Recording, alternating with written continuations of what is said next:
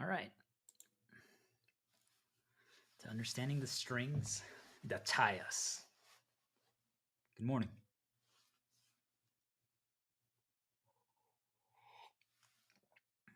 It's been a while since I did a video, since I did a stream. So I challenge each and every one of you to think about the things in your life that you haven't done in a while. Doesn't matter what it is. It could be something harmless, as simple as taking a bite of your breakfast. To something much more serious and much more severe, if whatever you believe that is. For some of you, it could literally be going outside and saying hello to someone. You maybe haven't talked to that person in quite some time. Do you guys get it? It's all relative and dependent on each and every one of us, what we've experienced, our journey, our beliefs, the things that have been presented to us, the things that have not been presented to us, and all those things deviate and affect our path. So, with that said, I haven't done this in a while. Intentionally, by the way. There are many reasons that led to that decision. I'm not going to get lost on that today. That's not what today's about. But I want people to understand that sometimes things happen and we didn't intend for them to happen or plan for them to happen, but they still change our path. And perhaps not doing something or waiting or walking differently is the correct answer, but it could still prevent us from trying something again. So that means that there's a lead up. That means that there's an event that occurs when we make the decision to do something again. From the moment we make the decision to do something again to the moment it occurs, it could be as simple as just, hey, I'm going to grab what fell on the floor before I started the stream and video. So I just have to get up and walk there, right? That could take a few seconds, but you see, I still made a decision and I did it.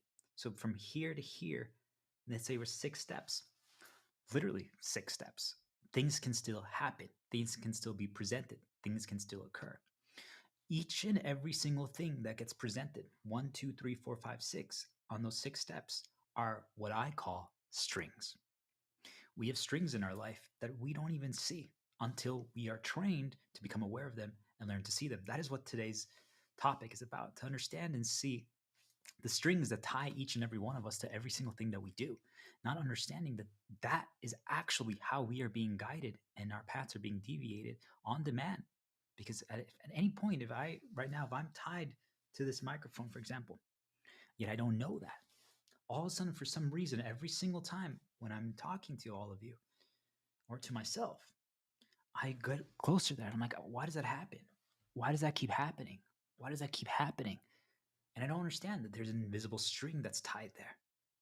So that means that until I can see it, until I can understand how that it got created, that I can understand that when I get reminded of it, what effect it has. Oh, it does this to me and pulls me a little closer to that. Until I understand that, do you all understand? And this is especially for myself, that that's the reason why we walk the way we do. Because that needs to happen is I need to be reminded of this microphone, and then I get pulled like that. That's what strings are. And we're going to get into exactly what they are and how they control us and all this stuff, but really more so how we can learn to see them. Because each and every one of us think that we're not going to be affected by it, especially as we start becoming more self-aware and we start understanding some of the traumas, the fears, the positives that we have. I think that's a huge step in the right direction for each and every single person as they're doing this journey, their climb towards the heavens, right? The ascension. But there's so much more that goes into it that we don't really think about, that we don't see. And that's what my journey leading up to doing this again was, as I started realizing, I started exploring some new paths that I hadn't before. And I could tell immediately when there was a little bit of resistance. I've broken all of those things just so people understand, like when I try something, I immediately can break the resistance. But what I like to do, and what I'm encouraging all of you to do, is to start identifying the resistance, because that tells you that there was a chain there, but more so now the chain is what stops us, but there's actually a string there.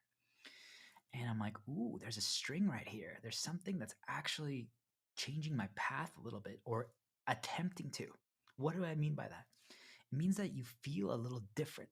right? And I don't want any of you to get lost in, do I feel good or bad? Because that is the bait. Do you guys understand? Because then they can make you think that you're either doing something bad or good, or that you are something bad or good. And we're not grading. Today, I want people to understand, today has nothing to do with if something is positive or negative. We're not even going to get into that today. I might get a little lost at times, and that's okay. If I do, I just want everyone to understand that means that something started me on a path. Okay? It wasn't me. That means they did that to me. And that's okay. It's going to happen. I already know, but I'm going to catch it and I'm going to interrupt it. But I just want people to understand at no point today on this video, I'm talking about if something is positive or negative. I'm just talking about that there's a string that pulls us towards something or away from something, a push and pull. That's all it is. So, what I want all of you to understand is that when we start exploring something, all of a sudden we feel that. And I'm like, why do I feel a little different right now? Like, but yet I didn't feel it with that. And it could be, there's a lot of things or a lot of variables. Some people might think of it like safety or fear or things of that nature. All those things are valid, right? Hope, possibility, change, external reasons, meaning, purpose, all those stuff. Yep. But really what it is you're just like, wait a minute, there's something here. Like there's something that is causing a little bit of a conflict, or there's something that's causing a roadblock, or there's something that's either trying to get me to move further along or to take a step back. One of the two. It's just that simple, really. If you boil it down, it's like, do I walk forward or do I walk away? And if I either one, you guys understand that means that there's something present there that deviates our path, that changes our path a little bit.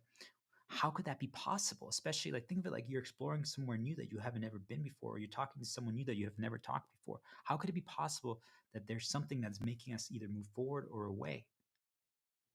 Because if we've never explored it before, shouldn't we just be able to walk forward with just be like, well, I don't know what this is. Like you think about like a kid or a baby, right? They just crawl somewhere and they're like, I don't know what's around the corner, but I'm going to check because they have nothing installed in them yet. Do you guys understand? That means they don't have a string yet that's present that can create them, make them not do so. Like they're like, why would I not walk around the corner to check? What if now the kid did that? And the moment they did that, they like bumped into a wall or something and got hurt. All of a sudden, the next time they do so, they're contemplating walking around the corner. You guys understand that all of a sudden they might stop for a second. But is it because they got reminded of that they bumped into a wall and got hurt last time? Is that a good or bad? It doesn't matter. But you guys see, like, so it means that they're deciding now every single moment if they're going to look around the corner, if they're going to walk around the corner based on that invisible string that has been created throughout their journey that made them now aware of that. So if at any point, you guys understand, if they wanted to make sure that whatever it is that's guiding our path or trying to deviate our path, to not go around a corner or to question or to pause, they can literally just be like, hey, what happened last time you walked around the corner?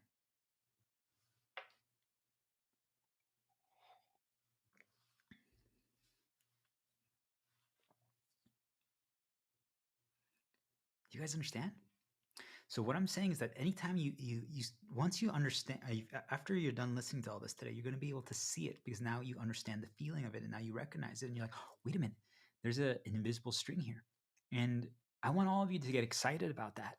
It's a little scary at first because you realize all the little things that have been used to control you, to guide you, to push you along, or to stop you, right? It's used for both positive and negative. Yet when you start piecing it together, you're like, wait a minute, that means there's something here. And if you don't shatter it by seeing it, think of it like this, guys. There's these two mugs here, right? Think of these invisible strings that I'm talking about right now as they're always around us, right? So these mugs are next to me right now. They're right here. Yet I don't see them. Okay? They're actually invisible. So what happens is that if at any point right now, while I'm talking to all of you and to myself about all this knowledge, they want to deviate my path a little bit, they can be like, hey, remember this? Like I move my head over here. I'm like, oh, I bumped into something. Huh? What was that? I still can't see it, but I bumped in. I can feel that I bumped into something. Do you guys understand? Like there's like, I crashed into something. I clashed. Like there was something that affected my path a little bit. I'm like, well, I'm not going to move my head over here again. Maybe I'll check this side more. And you do something like that. But I'm saying they're always present, but we can't see them. But what if after you understand all this knowledge and you can piece it together, you can now always see where these mugs are. So, hey, I want to get a little closer to the microphone right now because there's another string that's pulling me there. And I don't want to bump into this mug, so I can go like this. Hey, guys, you guys see I never bumped into the mug, but it still changed my path. You guys saw that? Mug is here. I did this instead of like this. Do you guys see that it still modifies your path, even if you're aware of the string that exists? You can't see, now you can see it, even though it's still invisible. You can see it, but it always will modify your path because now you're aware of it. So that means that anything you do next, anything you do, by the way, is modified by that because it's always present around you. What I'm trying to get everyone to understand, but which is funny, is this is the first time I feel like I finally got to a point currently. I know it's going to change throughout the stream because I'm actually starting a path for myself of care again. So I have to be careful. But it's the first time that I don't care if you guys all get the result or not. And that's really good, but it's going to change. So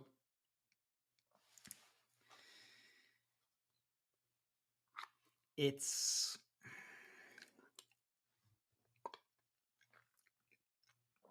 interesting when you realize how I got to this.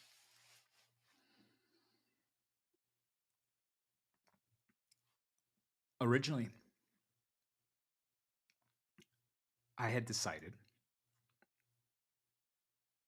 that I was just going to ask myself and talk from one question alone because I didn't want to do it with seasoning. I didn't want to do it with something that could change my path. I didn't want what I talk about to be modified. What do I mean by that? I'm aware of the strings that I just talked about. So I wanted to make sure that I do so without getting reminded of any of them. Because once you're reminded of them, you avoid them. You walk around them. You prevent them. You counter them. Or if they're good, you use them to boost you further along. But you see, they still change how you walk. And since I haven't done this in a while, I mean, I'm ready great now. Do you guys see how fast it was? Like, I was a little worried. I felt a little bit of, not fear, but a little bit of concern because I hadn't done so in a while. I'm like, am I going to be able to get back into it? Why wouldn't I? But you understand, that means that there was a string that they've created over my entire life that makes me feel that way to attempting anything that I haven't done in a little bit. Do you guys understand that that exists? And it's always going to exist within me. But I can destroy it immediately because now I'm aware of it. And I'm like, I know it's wrong. But do you guys get it that leading up to the event, I always feel that way a little bit. And I started noticing that. I'm just like, oh my gosh, it's here, it's here, it's here, it's here, it's here.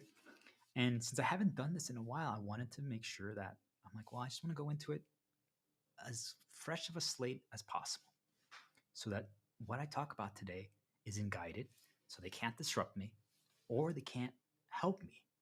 Why would I want that?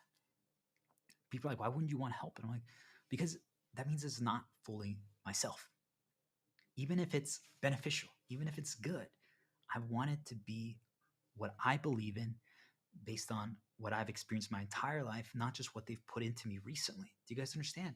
Because if right now all I saw for 24 hours were these pictures and I looked at all these, now most of you guys are going to be paying more attention to these pictures because I brought attention to them.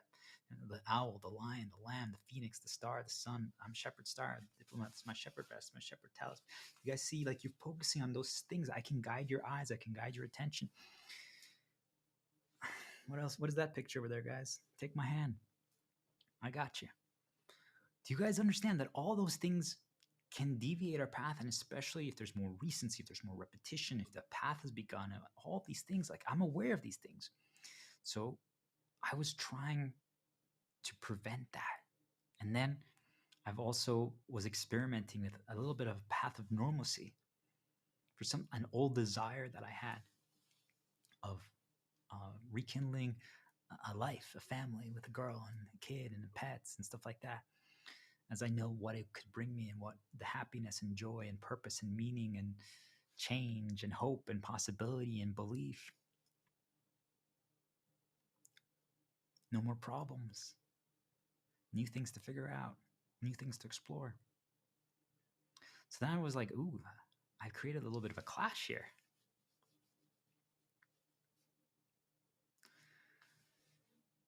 Do you guys see, like, due to my exploration, I got to these topics that I was going to talk about.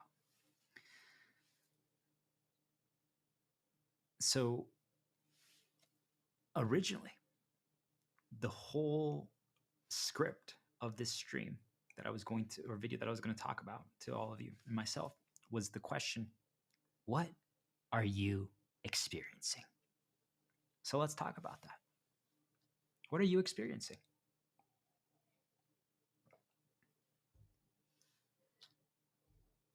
What are you experiencing? What are you currently experiencing in your life? What are you currently experiencing? How would you respond? How would you answer?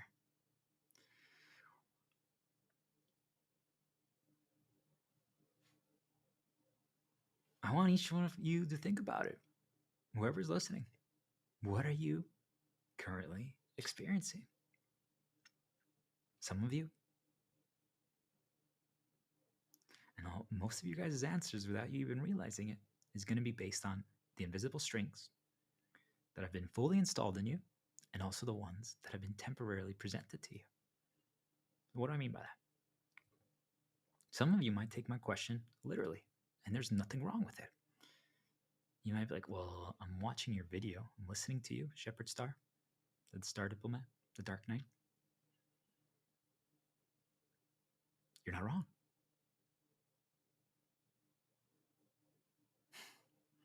You're not wrong. So is that what you're experiencing? Is that how you would answer?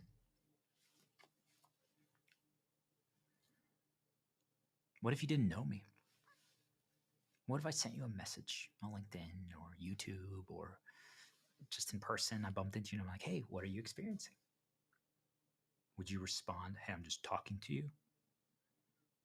Or would you say, I just watched Shepherd Star? You might just say, living life. Life's good. No problems.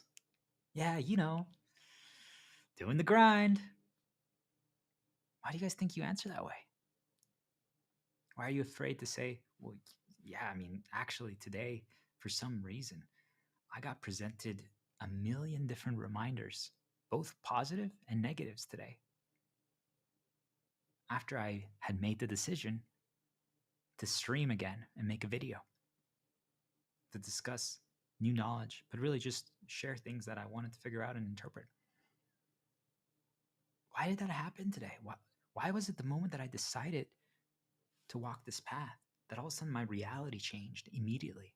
My dreams, the things that got presented to me, everything that I've experienced. Remember what I told you guys? I wanted to get into this without any seasoning, without anything affecting my path, so that everything I talk about today was just pure.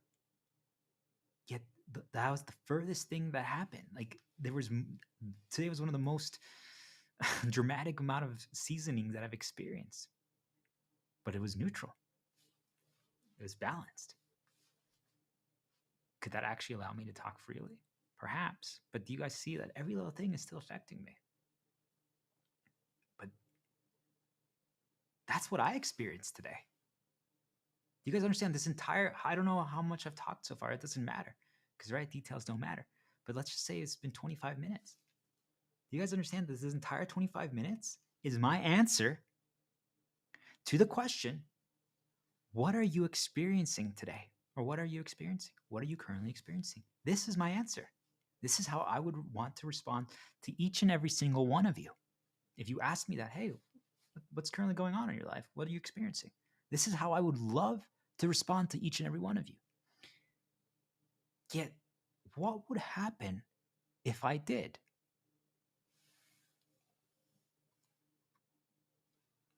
Nothing.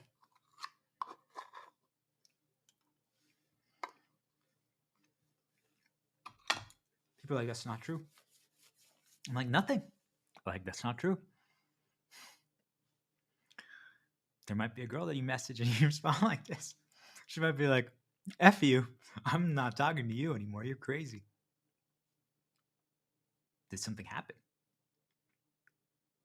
Why can I say that nothing happened and yet all of you would consider that something happened? Why is that the case? Because we have a string that ties us. All of you care what that person thinks. All of you care if you can continue talking to that person. Yeah, what if I knew beforehand that this girl is a girl that is into these conversations, what I'm talking about right now, and I talk like this, and immediately it makes her happy. So that means that I got seasoned. I had info given to me that let me change my path. So it deviated how I interacted.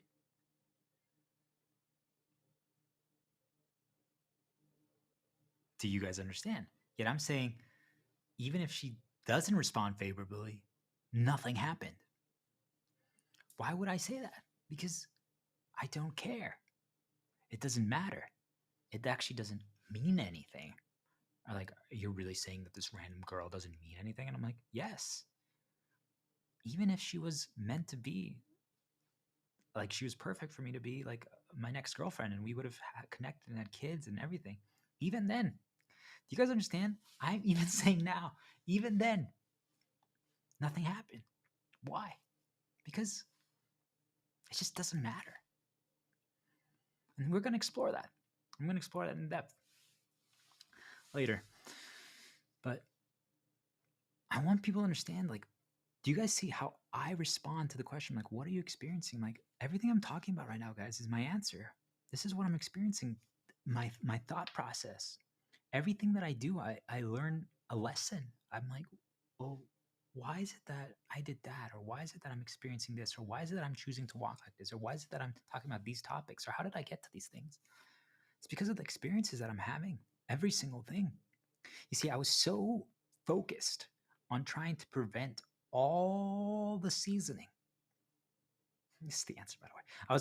I was so focused on trying to prevent all the seasoning that I didn't see that there was an entire journey that happened.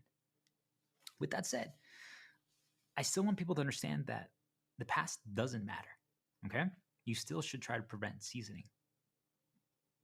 And I wasn't focused on the past, but I was.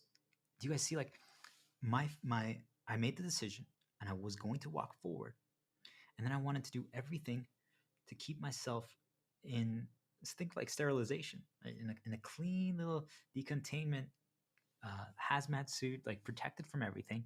So then I could go into this video in the stream, take off my hazmat suit, and I'm completely free of any poison, but also of any positives, and I can just be myself. And I was so focused on that. And I didn't really I just want people to understand, I didn't respond negatively to it once I realized that it wasn't going to happen today. I was like, oh man. I was like, no matter what happens, I'm going to still do this today. But I'm telling you, there was moments where I temporarily was like, I don't know if I still should. They have presented a lot today. I've experienced a lot today. I've had lots of good lessons and lots of interesting lessons. It's going to change how I talk. But then now I realize, I'm like, wait a minute. That's actually what led me to what I'm talking about today. My entire journey, even just these past few weeks, but my entire journey, especially today, was like the culmination of everything, has led me to just be able to talk about everything that I'm experiencing, everything. And I'm piecing it all together. And I got to the topic of there are invisible strings that exist to tie us, and they use those to guide our paths or to deviate them.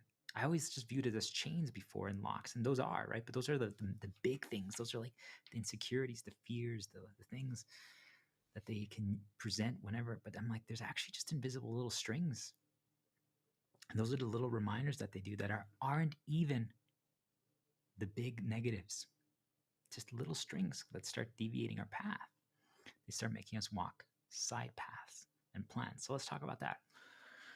So that was my answer, by the way, guys, to what are you experiencing today? Re-listen to these first 25 minutes. Re-listen to them. Now that you know. So I'm going to ask you, what are you experiencing today? What have you been experiencing recently? All right, now pause it, rewind it, and watch the first 25 minutes. That's my answer.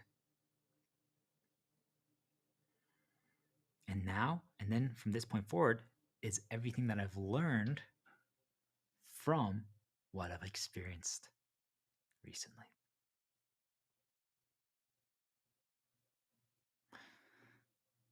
And since we're going to talk about plans and we're going to talk about site paths, I just want people to understand one thing.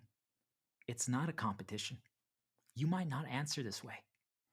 You might answer a very simplified form, or you might answer even more complex. You guys see, it doesn't actually matter. But what I want you all to focus on is why we respond that way. Right now, you guys know that there's strings that are making you do so, but it's really important. You guys need to start understanding this, and that's what we're going to be breaking down today. How you can see them, how you can understand them, and it's something that I now get excited about when I spot one, when I see it, because I'm like, ooh, this is something that in the past controlled me. This is something that they used to move me around for good or for bad. And once you understand that, then you can break free. So if today, if someone asks you, hey, what are you experiencing?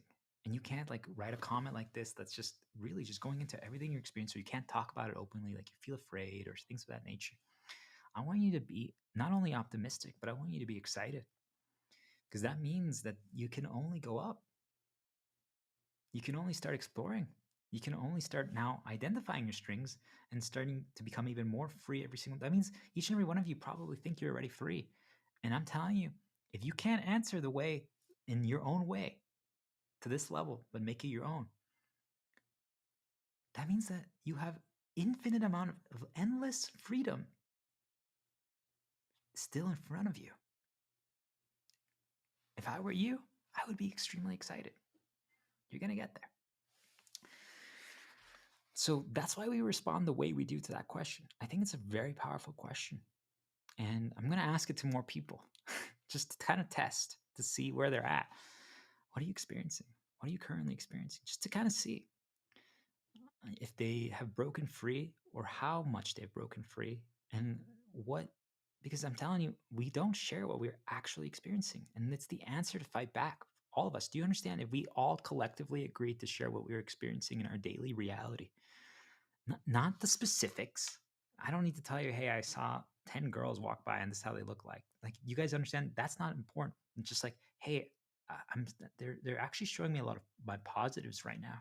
Whenever I go, like in video games I play, when I go outside, it's almost like they're trying to encourage me to try that storyline again. Has anyone else noticed that?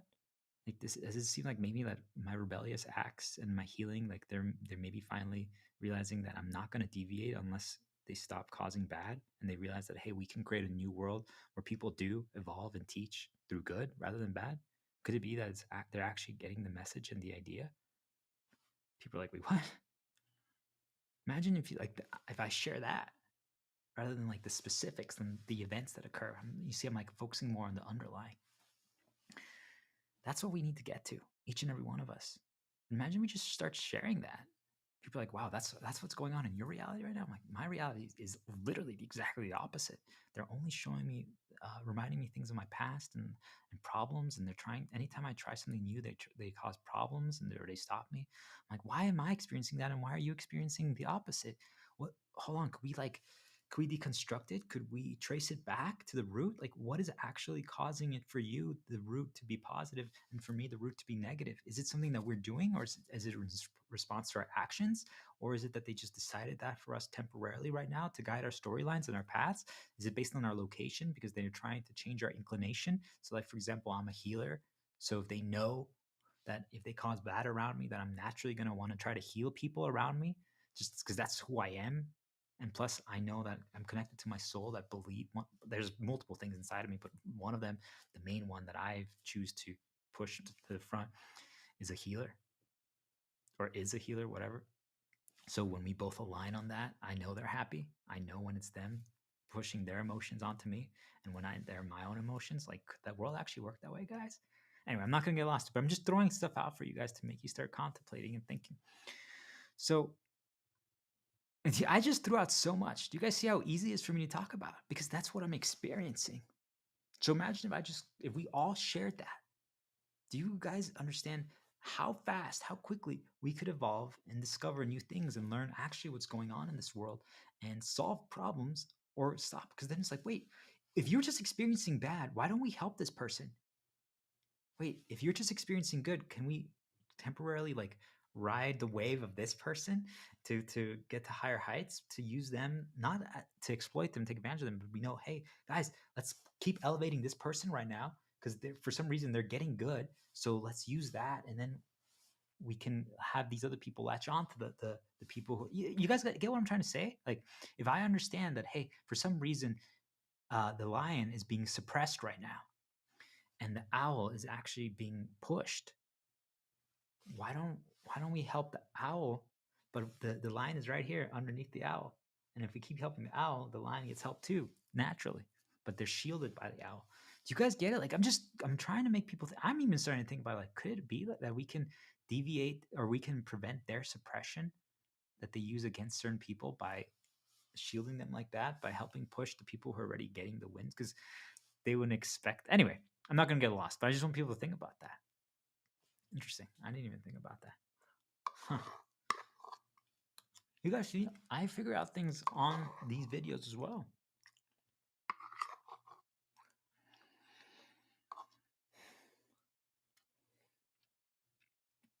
This is why, partially, I don't want to do things seasoned or no, with getting reminded of my positive or negative strings, because it changes my path, and I worry that it'll prevent me figuring out and piecing together new lessons like I just did. Do you guys see, like, there's actual negatives to being guided, and because it changes your path. Now, I got to all these answers through after I got presented and guided everything in season. I deconstructed it. I modified it. I went back a little bit and I went forward a little bit, and I changed the order and I grouped them up, and I combined it in such a way to make it a new thing. So I made a creation out of everything that got presented to me.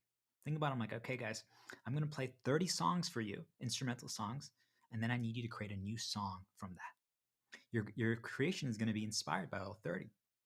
So that's what this is. But do you guys see? It's still an inspiration rather than an original creation. It's still original, but it's not. Do you guys get what I'm trying to say?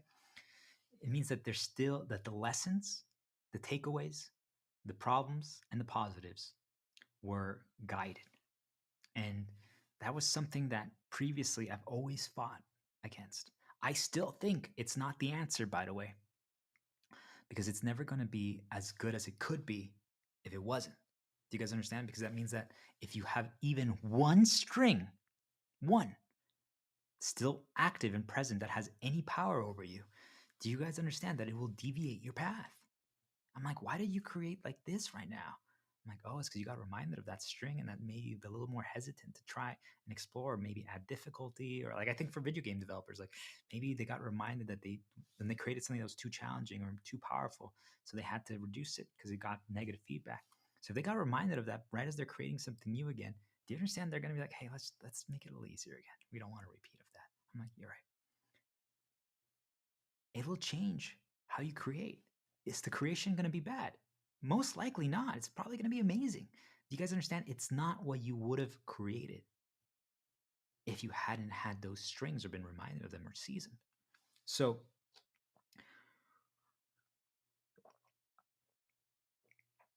what I want people to focus on next is planning. Plans. Plans are risky. We always think we want things to be planned. Do you guys understand? We want things to be planned. And having some guidelines, especially if as you're developing your skill set and your belief in yourself and you're cutting all the strings so that you're finally free to walk the way you want, plans are dangerous. Because if I know what you're planning to do you guys understand that I can now present to you the seasoning that I want? Where can I present the seasoning that I want? What if I know that you're going to make a crepe? A German, in German, they're called Pfannkuchen. In Spanish, they're called crepas. In English and French, crepes. What if you guys didn't know the words in Spanish or German? And now I gave you that info. You guys understand? I seasoned you. You're aware of things that you weren't aware of before.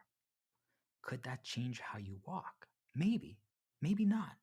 But do you guys see? It could still now affect your interpretation of whatever you do next. I call this a temporary string. It temporarily is the thing that's most present. If it's not something that's been fully installed in us through repetition, it doesn't actually fully guide our path, but it still affects whatever we do next. You guys understand that if after this you guys watch your cooking show on YouTube or on a TV network thing that you guys use, if you guys watch and they are making French pastries and they talk about crepes, like, oh, crepas in Spanish and Pfannkuchen in German. Is that really affecting anything? Probably not. You guys see, like, it's still affected your interpretation temporarily of something that you were going to do next. And that's what I want all of you to begin realizing, why anything that we consume, the path that we walk to get somewhere. So the path that we walk to get to the owl, what was that path? Did we go up by the phoenix and the star? Look, now we're seeing the sun, the phoenix, the star, a sticky note. We see the top of this arm, and then we get to the owl. But look, now that the sunflower is more present. What if we went from this down path, though? So we started from the lion, we see the lamb, we see a tree, we see a little cable down here. Oh, we see my head. Let's go around that. All of a sudden, we see a little bit of an arm. Is that like a Jesus figure? Ripples? Oh, there's like a mask. There's flowers or plants. Now we see that there's more of a tub. Oh, now there's the owl. And there's only one. You guys see the path that we walk to get somewhere changes our focus, changes our interpretation. I call those temporary strings. Each one of those things are little temporary strings that affect what we do next. And this is something you all have to be aware of, because literally, like, I keep using the example of video games, but it's the easiest way for you guys to test and conceptualize, because one of the things that the reason why we struggle to understand these concepts, people, is because we don't see them. They're invisible. When something's invisible, you have to conceptualize it through another thing. So most people, that's why they create stories. You guys understand? Movies, books, things of that nature, is because they're trying to figure out knowledge and they conceptualize it through these stories. And I'm saying stories are powerful, but they're not enough. They're not enough because most people just take them at face value. They don't take the underlying. So what I'm trying to get you all to realize is that you can test it out in a video game. Think of it like there's two paths and there's an end goal, right? Like, let's say we're trying to get to the Phoenix, okay? And in any video game that you play, you guys can download a free-to-play one, anything, just or a web browser game, just something that has like some path, a phone game, a PlayStation, Nintendo Switch, doesn't matter, anything. I just want you guys to do something that you can move your character to get somewhere.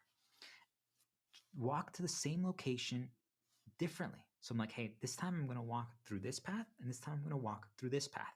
Or this time I'm going to teleport, like if you can teleport to a starting location, I'm going to start from here, and next time I'm going to start from here, and I'm going to try to get to the Phoenix. And pay attention to all the things that you see, encounter, the sounds, the senses, the things that were presented to you. All right? What if you're walking to one? I'm walking to the Phoenix, and all of a sudden, whoa, we went this way. Whoa, there's a crayon here. Do you guys see that before? Now you do. And when we walk by the crayon, all of a sudden the crayon stands up. You're like, what? And the crayon says, hey there, I'm a talking crayon. I would like for you to help me solve something that I'm currently trying to figure out. You're like, whoa, First of all, crayons can talk. I'm like, this is kind of cool. I'm like, well, what's the thing? It's like, well, yeah, if you can get back to the lion and back here 3 times in 2 minutes, well, then I'm going to give you a reward because I don't think it's possible. But if you can prove it to me, then I'll give you a reward. Like, whoa, okay, cool. All right, sounds fun. Let's try it. And now you're trying it. When you're doing that, do you guys understand? I call that a side quest. What are side quests? They're a side path. They change what we encounter. They change the information that is presented to us, our recency, and what's repeated. So imagine if you keep going back and forth, you keep seeing the line. Understand? By the time you get to the phoenix, there's a lot of line present in your head. But all that is a temporary string. Because why? It's only the first time you're encountering that. Do you guys understand? But let's say during the phoenix, all of a sudden you get to the phoenix, there's like an event that happens. Like there's like a show, a light show, and there's like a phoenix flying around. But also then there's like these little holograms that pop up. And these holograms that pop up are from different animals. Yet there's one that appears that's a lion. And you're like, oh my God, it's like the lion in the talking crab. Wait a minute. Why did I use that example?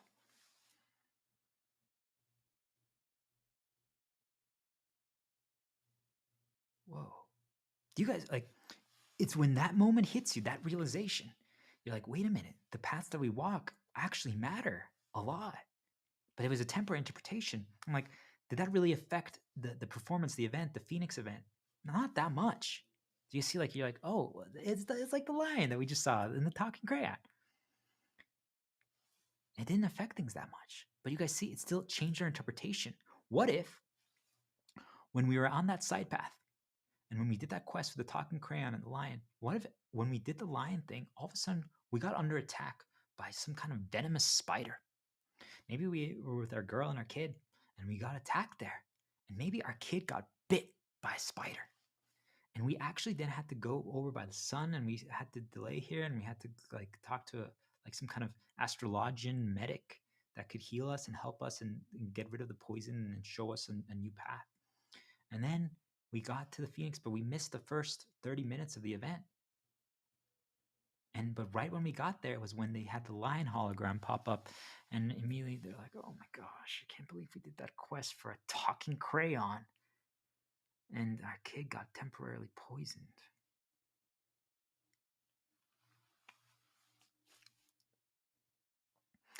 Do you guys understand that now all of a sudden that path wasn't so harmless anymore? That path actually created a string because now there was an event that occurred. Do you guys now understand that if at any point in the future, the group that in the family that went that way, that had the lion spider experience and the crayon and the phoenix experience, now at any point, if that's how they install a string in you. So now what they end up doing is the next day, you go on Reddit or LinkedIn or YouTube or any place that you consume information and you see an ad for Crayola. Then all of a sudden, you see someone like myself who writes posts or comments and uses the lion emoji. And all of a sudden, maybe you listen to a song from Final Fantasy called Away, and it's about a phoenix. Do you guys understand that that temporary string that was created is now getting a little tighter? That temporary string is now becoming installed and permanent if you don't create distance from it, if it keeps getting reinforced. Because now, what is that going to do for that family? The kid might actually not even understand it yet, but the parents, they're like, oh gosh, I can't believe we let our kid get bit by a spider. They're not going to say anything, but do you guys understand that now that happens? So, what happens now if the next time they walk a side path or they're suggested, hey, why don't we walk the side path? Why don't we explore a little bit before we go to, they want to do another Phoenix event, right? Think of it like a concert, a festival, a show, something like that. Like, why don't we explore a little bit before we go to that? And literally the mom looks at the dad and just glares at him. It's like,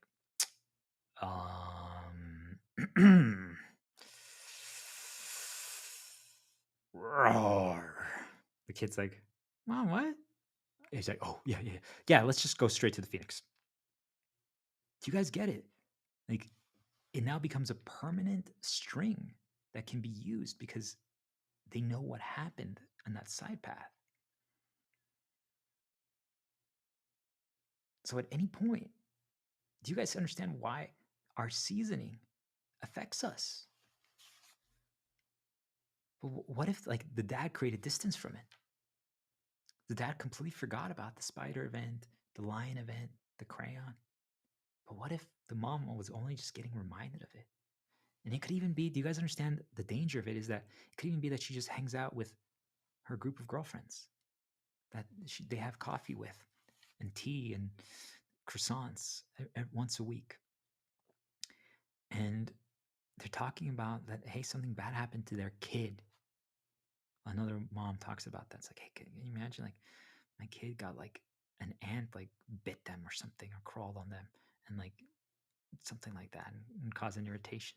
Do you guys understand that when that happens, because of that side path that we explored and the seasoning that had been presented to us before, that string is going to reappear.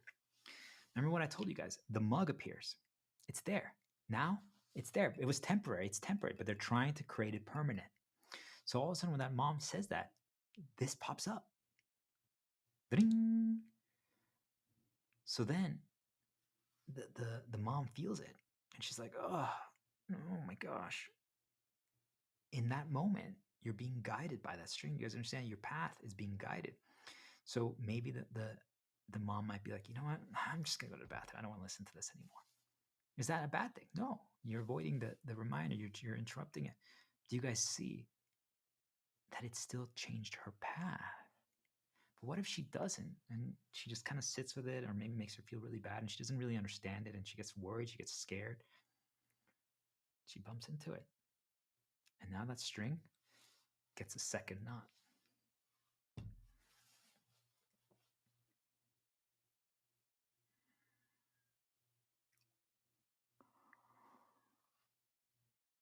That mom now, and then a week later, right? The dad is like, well, I want to have a better event this time. I want to do it right. And he's getting presented and encouraged because he's now walking this path. The mom is on this path. He's on this path. I'm like, hey, I want people to believe. I want people to have hope. I want people to forget about the past and to move forward. We got this. And he creates another event. He's like, hey, this time we're not going to go to the Phoenix event. We're going to go to the Star event. But it's in the same venue of the Phoenix event.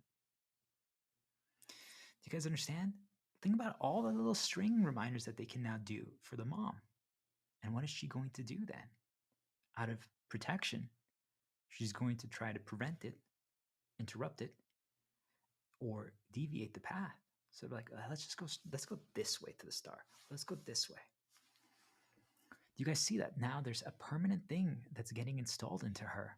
A permanent string that at any point, if she wants to walk this way or someone else is trying to make her walk this way, that they just make the string appear and it's like, oh, and they get pulled over to this direction. Now, is that a bad thing? No, because you want to eliminate this path completely. Do you guys understand? If the problem happened there, you want to actually get rid of it. But what you're gonna realize is that you can't. You can't get rid of it because there's something in this world, and that's for each and every one of you to decipher what it is. But there's something in this world that actually reminds us of these strings. Remember now how I showed you guys all the little things that they can do to remind you of that string. The venue of the Phoenix event, the Phoenix, a spider, a mom saying something bad happened to the kid. Hey, a crayon, a lion in a hologram form. like a festival, a concert itself. Do you guys understand? There's a million little things that they can use that are not the kid getting bit by a poisonous spider. They could even just have someone walk. You could see on LinkedIn and the For You My network an astrologian, an astrologer that helped heal us. Do you guys understand? It could be even something that was good that helped heal you. It's still close enough to that string. That's what I'm saying. But what you guys are going to realize is that if the mom fully healed it, if the mom healed the string, destroyed it, cut it, and took back control, what she's going to realize is that she's going to get reminded of it. But she can just do this because the string isn't attached to her anymore. Think of it like if right now I throw a little string on you guys, right? I just go, and it like lands on my head. It's right here, from here to here. But you guys see, it's not tied to anything anymore. So I can just like, oh, really? So I grab it and I just do this and I drop it and it's gone. But you guys see that moment of I still had to grab it. I still had to live with it for a few seconds and be like, oh my gosh. And you drop it and you get, and now it's out of the camera, it's out of the frame, it's gone. But those few seconds still cause you moments of discomfort. They still changed your path. They still made you respond to it. You might now know, and what if they didn't, all of a sudden it happens again from the other side? You're like, oh my God, really? You're like, guys, I don't know what's going on here right now, but like, let's walk a different path. And you do. And I'm not saying that's bad, but you guys understand that that means that your path got changed. What if something wanted to change your path by just keep throwing those strings at you so that you actually walk differently? What could walking differently do? Remember what we said? Let's say you planned, we planned to get to the star. That's our plan. But as we were going to walk there directly, all of a sudden, all the strings are getting thrown in our head and we have to keep doing this. Like, oh my gosh, oh my gosh, oh my gosh, oh my gosh. Like, think like spider webs, guys. Think like we're walking to the star path, right? And as you're walking there, there's like 20 spider webs that you're going through. Like, and you like have a sword or a torch and you're like cutting through all of them, you're burning all of them. But think about it. What if you miss one? You're like, ah, do you guys know that feeling when a spider web is all over you? Do you guys know that feeling? If you don't, then you don't. But you guys see, that means I just brought something back for you guys, a feeling, a reminder. What if I wanted you to walk a side path? What if there was actually really good things that were going to happen over here? You were going to walk straight to the start, but I wanted you to walk over here. In this little quadrant by the mask, the plant, the owl, and take my hand. What if the path that we walk to get to a destination is our journey, is what installs every single string, both good and bad, but it's what changes who we are and who we become and how we respond to the question, what are you currently experiencing? Because when you get to that star, you get asked that question. What are each of one of you going to say? If you walked straight there and you had to defeat all those spider webs, what are you going to say? What if you walked this way? What if you bumped into me when you're on this path? And I'm like, hey, I don't know why, but guys, I'm healing these things right now. I've pieced together these things. And all of a sudden the mom hears is like, wait a minute, this is what's happening to me. I'm like, no way, they're doing it to you too. I'm like, you guys want to sit down and grab some coffee and just talk about this really quick? Like when I say really quick, I'm like, it's probably going to be like an hour just because I like to talk. But I'll break it down for you and explain how they do it. She's like, yes. And the husband's like, wait, what? I'm like, oh, okay, I want her to be happy, so let's do it. And then a conversation begins. And all of a sudden, like things are starting to connect and they're starting to piece things together. And then the kid is like, can I play while you guys are talking? And the kid plays. And maybe I have a kid in this hypothetical scenario with a beautiful girl. And they become friends. The kids become friends. And the kid has actually been kind of secluded and blocked from talking to other kids because now the parents become more protective and they don't want them. Do you guys understand? So now all of a sudden the kid becomes a little bit more social, has more experiences, is being molded for good and for bad, but Do you understand that now they also, their bubble, their limitations have expanded because they've seen more of the world, they're aware of more things. So the parents are understanding how they got poisoned and what the strings and stuff like that. The kid is experiencing new things. Now the dad is realizing, wait a minute, I need to make sure that my girl is in a good place and understands things. I need to make sure that she has that opportunity. The girl's like, wait a minute, sometimes side paths could be beneficial, and we can explore here. And maybe now they become more open. Maybe now, after that event, the wife and the husband, during the entire path from here to the star, are talking because they're like, "Wow, I didn't know you were going through that." I'm like, "I know." Like they needed something else, someone else to almost like disrupt the barrier, disrupt the things that they had installed in them, the strings, and now they feel free and open to talk. So now the wife and the husband are talking, and the kid is seeing this and like, wow, this is really cool. Mom and dad are talking more again. It's like how it used to be 3 years ago. Wow, that makes me really happy. And they get to the star. And maybe right before they get to the star, the mom and the dad hold hands again.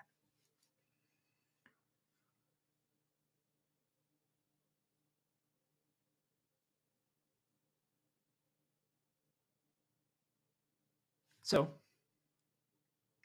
what if I knew that that could happen, or that will happen, knowing everyone's inclination, everyone's tendency that's been built up throughout their entire journey? I know how you're going to respond to, hey, if someone around you is struggling or needs some guidance, what you're going to do based on who you are, what we've installed in you for 33 years. And I know that if that mom and the dad present themselves with the kid by you, you're going to do that. So I want to make sure to guide you over there, and then I want to make sure to guide them over there. But none of them know that. Remember, they are trying to walk directly to the star. But what was used to try to get them to deviate the path was the spider webs, like problems, right?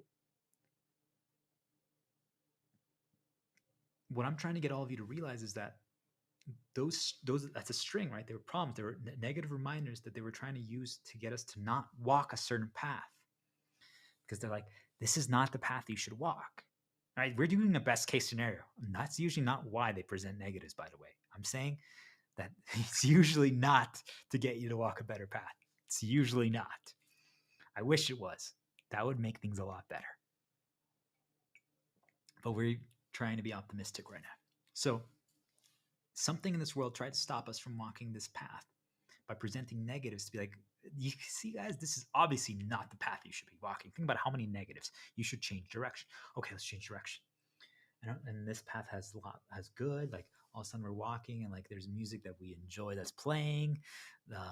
Someone compliments the parents, like, hey, look, your kid is so well behaved. Like, you guys understand, like positive, positive, positive, positive, positive, positive. So you're walking this path and you get to that event now with the healer, myself, right? And all that. And then you end up at the event, the star event, holding hands with the girl, and the kid is happy. And they're healed and everything's going to be better. Do you guys see that those invisible strings that tie us were meant to try to change our path? But how could we know that? I'm saying that's how the world works currently, is that things get presented to us tied to our strings that they've created in us to pull us or push us in the directions of their choosing. And the thing that I've been trying to get everyone to realize is that most of you just accept that they use bad and good, but they use both, but it's mostly bad to push and pull us in the direction of their choosing. And I'm saying we should never accept that, because you don't need bad to make someone walk that way. If from day one they're taught, you should just explore. You should try. There are no mistakes. Attempt one is always going to be not a success. If things are challenging enough, if things have enough new, if things have enough complications that you have to respond to, not bad, but just things that make you develop, there's no possible way, just so you guys understand, that you can ever succeed at something attempt one. It's just not possible. If you do, it means that It's similar enough to other things. It's too easy. There's not enough new that you're learning or figuring out or exploring. You guys understand? That means that it should be actually expected that each and one of us mess up or fail at something the first time we try. Because then guess what? If you learn all this knowledge in your strings, the second time you attempt it, there's a 90% chance, I would say, for most of you, that you're going to get it right. And what is right? It means it's passable. It's good enough. And what's good enough, right? We started determining that for ourselves because we learn how to create our own success criteria.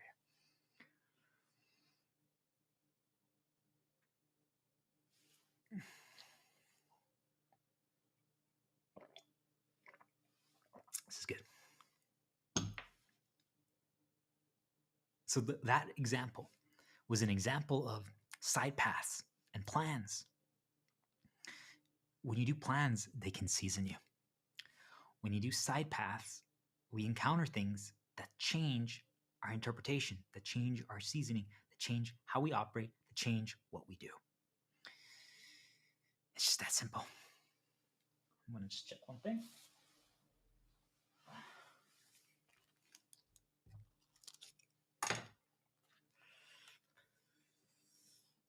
So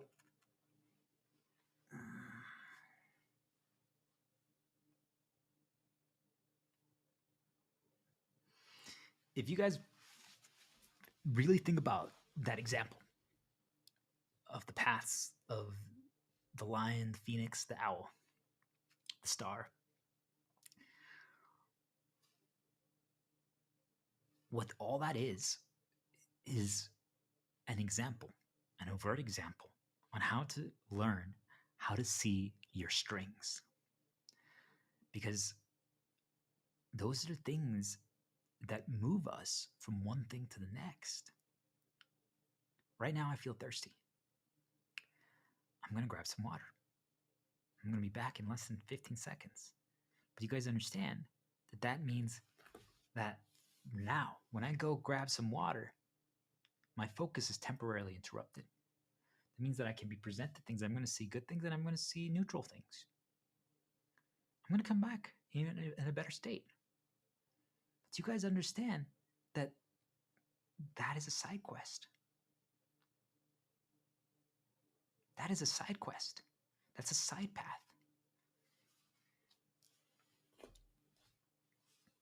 It's a side path. Why? Because I don't actually need water right now.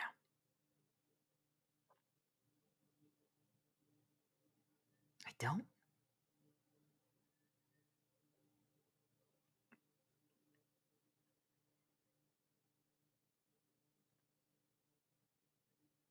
Do you guys see? It changes our path.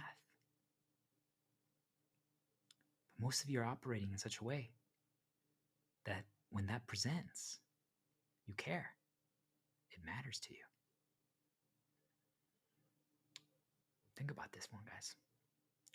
Is there's things that they can present to you that when you're like, I guess I'm going to go do that right now really quick.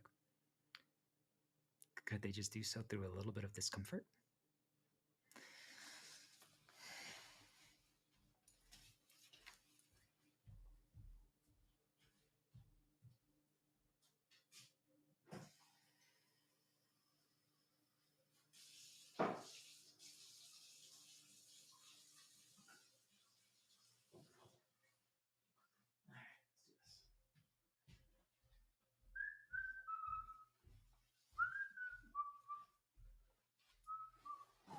Okay.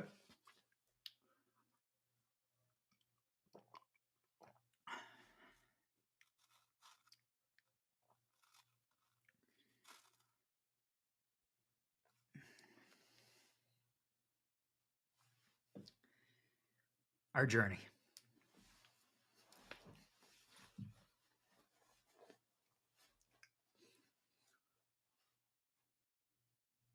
Now you guys understand that everything we see matters.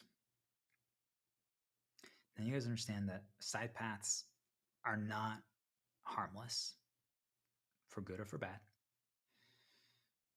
They matter. The paths that we walk matter. So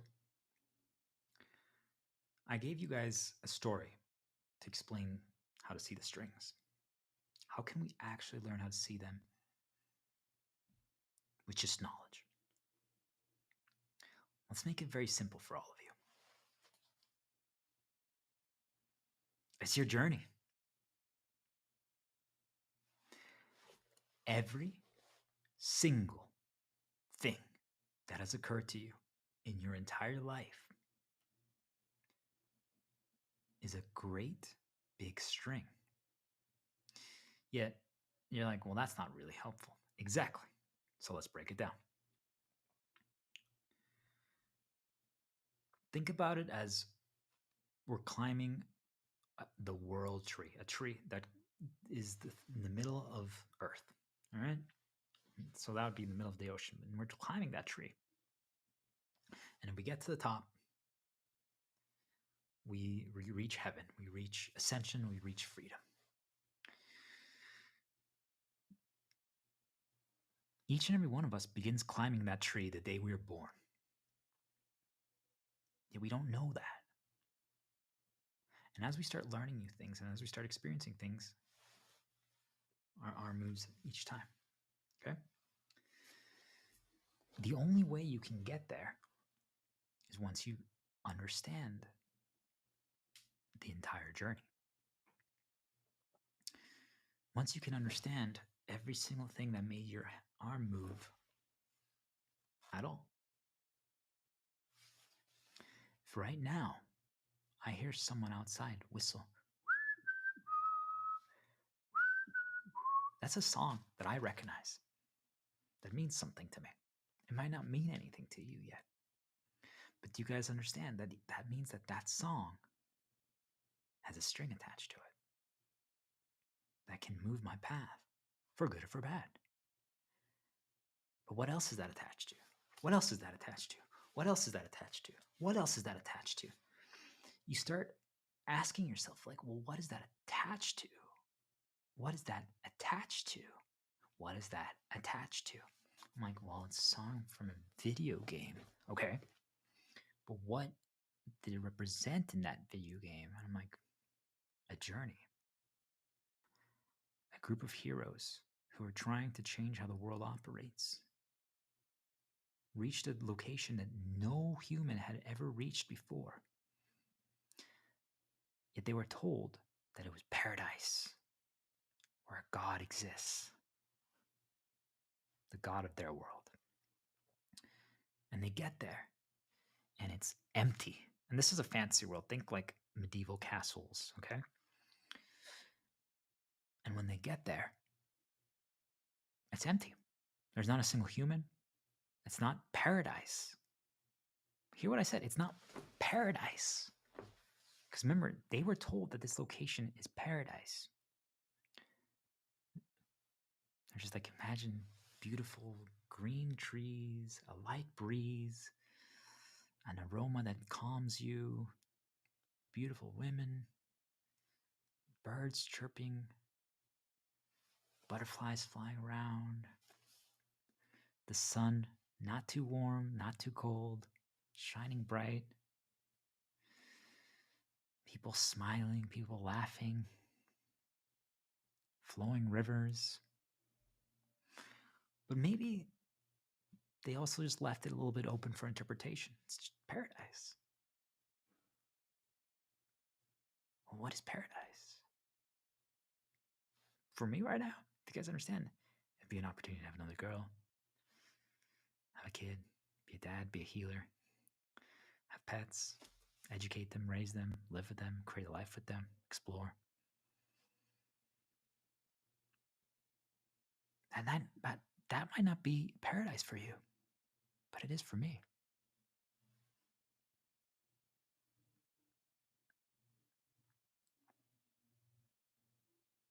Do you guys understand? That means that their interpretation of what paradise is different than yours. How could that be possible? If it's the same location, they climbed the world tree, they reached the top, they reached paradise. They've all reached it at the same time. It's the same thing when they get there. They all see the same thing, theoretically. What we're going to understand is that even though they see the same thing, they interpret it differently. So they see it. And all of them are like, wait, what? This is not paradise. How is this possible? There's nothing here. Nothing at all. And that world, the top of the world tree, what it ends up being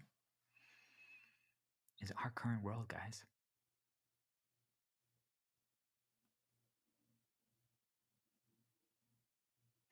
Skyscrapers, cars, AI, technology, laptops, phones, modern day clothes.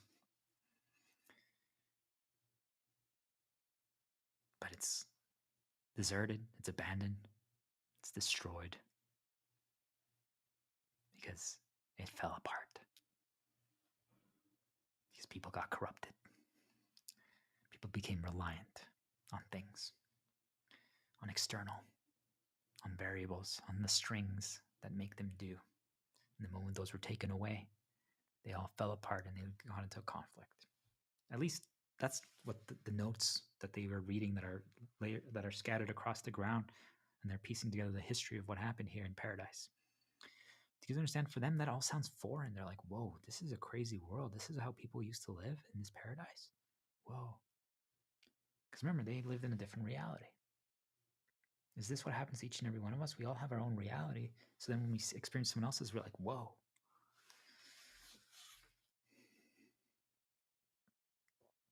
You guys see, though, they got there and they had all these expectations. It was their reason for doing it. It was their meaning. It was their purpose. It was their hope. It was their belief. It was that change, like they were going to reach paradise too. That was the whole reason why they were fighting. And then they got there. And there was nothing there. I mean, they're getting all this new information. They're seeing all these things that they don't recognize. But do you guys understand? Those things aren't paradise for them. They actually could be. Do you guys understand? If they were living in a fantasy world and they had all these, let's just call them problems. Why are they problems? But they were having all these problems, and now they had access to all these new technologies and all these new tools and all these new resources and all these things that could actually remove. Let's say they've discovered filtered water in this paradise, and in their world, water wasn't clean. Do you guys understand that all of a sudden that means that in a way it could solve a lot of their problems? Some people might consider that a paradise thing. You might not. Do you guys see? For them, they didn't consider any of these new things as paradise. They were just like, whoa, what happened here? Like they expected like life. They expected music, jubilation, happiness, smiling, laughter, nature, bright colors. And yet everything was just brown, gray, drab, like destroyed. Do you guys see that? Their entire journey from day one until they reached the top of the world tree and got to paradise created all these strings in them that dictated their interpretation of paradise. I mean, just even think about what I said, guys, what my current paradise would be. And I'm saying it's not deviating anymore at all. So I know it is my paradise. But you guys understand, for some of you, you have that. Some of you literally have a girl by your side right now, have a kid, and have a pet, and you all don't think that's paradise. And I'm saying that would be my paradise. How is that possible? How is that possible? That I see your life, any of you who have that, and I'm like, you are wasting paradise. You are wasting your life. You are not taking advantage of the opportunity that's in front of you. You guys have that. You're not being stopped. You're not being attacked. You're not being prevented. What are you all doing?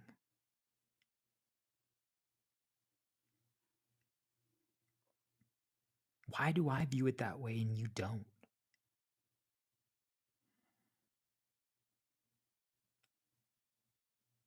Because of our journey.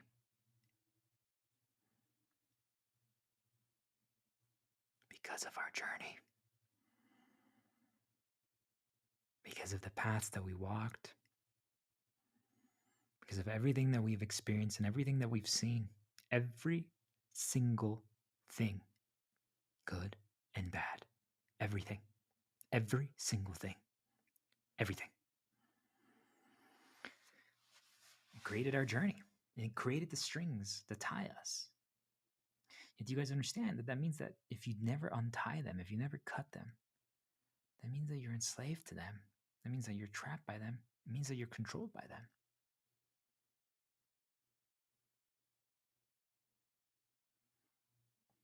For most of us, the only reason why we walk the way we do, we talk the way we do, respond the way we do, is because we're seeking our paradise, whatever that is for us, whatever they installed in us. And I'm saying, what if they keep it out of reach? What if they prevent it? What if they take it? What if they never allow you to get it? Well, then you're not going to do. And for some things, by the way, it's real. In some things, you're not going to do some areas anymore because you don't have those things. That's correct, by the way. It is. But what if you just don't ever do anything anymore? Well, that means that you're fully controlled by this string now. I'm saying that they don't let my paradise happen right now. They actively prevent it. And yet, how am I still able to do these things? And yet I'm telling you, these things have nothing to do with my paradise. If anything, there's a good chance they actually make them less likely.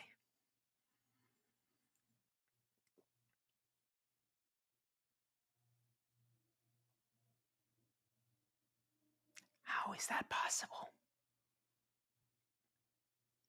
So let's go back to the example. So when they got there, each and every one of them viewed paradise differently. And it was exactly the same. It was exactly the same. I use the example, think of it like a swing set that's rusted, corroded. And they see it right there. They don't even know what a swing set is. It didn't exist in their reality. Do you guys understand? That means they have no string to it, but maybe they have a string attached to the corroded, rusted aspect of it. So they don't even know what the hole is, the swing. They don't know that kids played there. But what they do know is that they're like, oh, this looks like it's not maintained and that it's rusted and corroded. Clearly, there was devastation that happened here. Paradise doesn't have devastation. So when they get there, they've reached their destination. When they get there, they're disappointed because they overcame all of these encounters climbing this tree. So many obstacles, so many things to overcome, so many challenges and problems that when they finally got there, they expected something different. And it didn't happen. Do you guys understand how it can be done? Our entire journey are the strings that guide us, that push and pull us, but they also affect our interpretation, right? The ones that they experience the most recent, the most recent events right before they reach the top of the tree affect their interpretation. But do you guys understand that their overall expectation of what paradise is from everything that they've experienced, the entire journey? So what if when they got there, they all look at each other and they're like, well, this is not what we expected. This is not what we thought it was going to be. Was it all for nothing? Did we learn anything? I mean, was our fight pointless? In a way, it was. Do you guys understand? Because they did it for a reason. They did it for a purpose. They did it for a meaning. They had hope. They believed in possibility. They thought that they could cause change, that there was going to be an external, that there was going to be a result that would happen to the world after they reached paradise. Maybe they're going to find newfound knowledge that they can share with everyone. And then that doesn't happen because they see this. And that's not the end of their story, the end of their journey. They reached paradise. because now they have the knowledge, right? They now know what's there. But what if actually the whole purpose of them reaching that location, the top of the tree, was to go back, to climb back down the tree and tell each and every single other person that is climbing the tree, they're like, I'm almost to paradise. And you're like, hey, before you get there, I need to tell you something. Why are you doing it?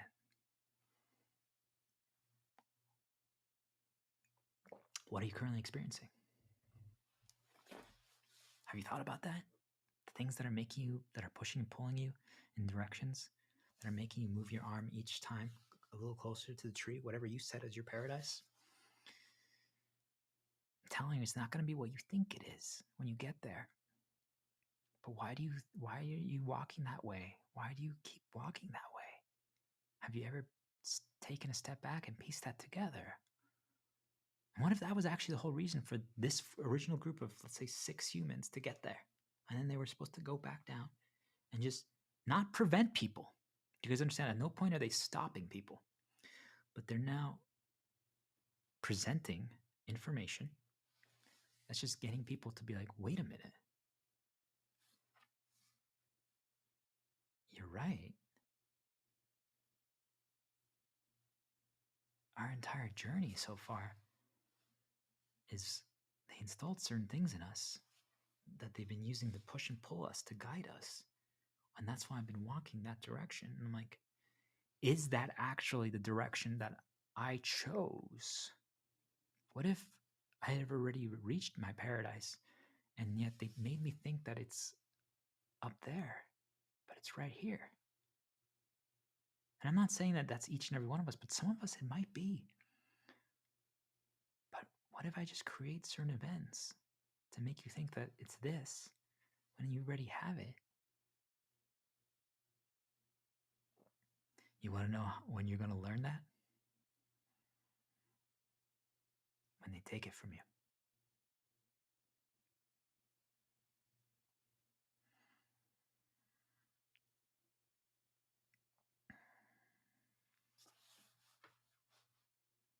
That's when you learn. That's when each and every one of you is going to learn. Why would you want to wait until that happens? Why do you guys want to wait until they intentionally cut all your strings for you and you fall into a lava pool and you realize, wait a minute, I already was in paradise. What the fuck? Why do you guys want that event to occur? Why are you guys satisfied with not piecing it together beforehand so that you don't ever have to experience that? Why do you all let these invisible strings, our entire journey, be the thing that pushes and pulls you to affect your interpretation and to guide you and to deviate your paths? It's everything. Do you guys understand? You have to be able to see what it is. I'm like, oh, so you're telling me these group of heroes from day one were told that paradise is this. Holy crap. So that means now you go back your entire life and you start piecing together every single line item, every single thing that connects, every single branch. Think of it like a tree, right? This is the root. Think of all the branches that connect to those things. You're like, okay, yep. My parents told me that that's what paradise is.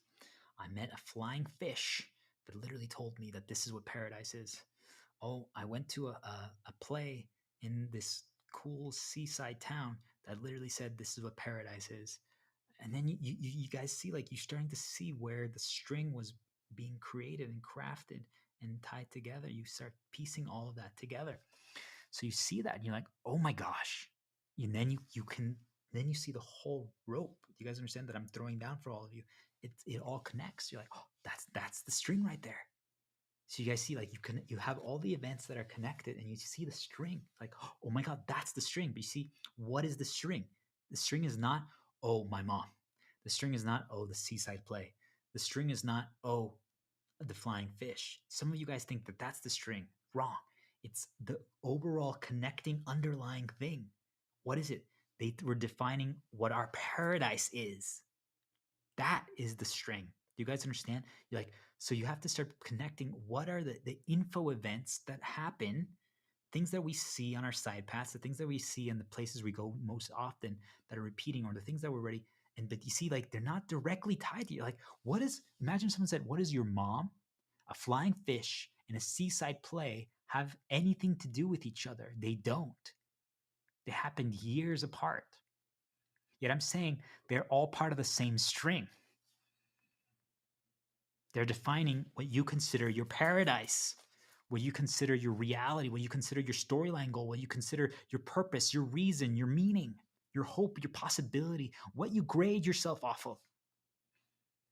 And we're going to tie it down back to all these variables, but you guys understand that's how they do it. They create all these little events but they're tied to an overall string. So that at any point, if they want to change how you walk, the storylines that you do, which paths you go to, which ones you avoid, because, oh, I want to avoid that bad string, but I want to go towards that good string. They just present that string and they pull it, or they rope you around and they pull you in the other direction. That's just how it is. I think it like an invisible tug of war between the bad and good, and they decide which one, but they've installed each one. I mean, even for me, do you guys understand? Like, I've had so many positive encounters and experiences with girls and kids and parenting and stuff like that. It doesn't even matter that they've created a few bad situations. There's so many positives there that's my paradise. And I'm deciding for myself, because I'm telling you, they've created many bad in that area, and it doesn't stop me. Do you guys understand? Because I can decide for myself. But if you just respond based on the string at any point they pull, what if right now they remind you, like, hey, you remember when bad things happen in a relationship or something like that, or when you had a kid, or when you had pets or stuff like that? Boom, I might not want to do it anymore. You guys understand? But it doesn't matter what they present to me. That doesn't mean that I don't have to be aware of it and walk around the mug that pops up so I don't bump into it. But you guys understand, it doesn't change my path anymore. It doesn't just deviate why I do what I do. Yet I'm telling all of you, currently, you're all controlled by that and you don't even realize it. You might feel a little different and you don't really understand why, but they just present things to you and they move you around. And if they do enough of that, if you keep tugging me towards the part like, no, you don't want to date a girl right now. They're not trustworthy. Kids are really bad. They're a money expense. I might be like, nah, it's not my paradise anymore. And that's how they do it to all of you. And that's how you've all come to do the storylines that you are currently doing today. That's how they do it. It's just to push and pull through bad and through. They set your inclinations. They know your tendencies.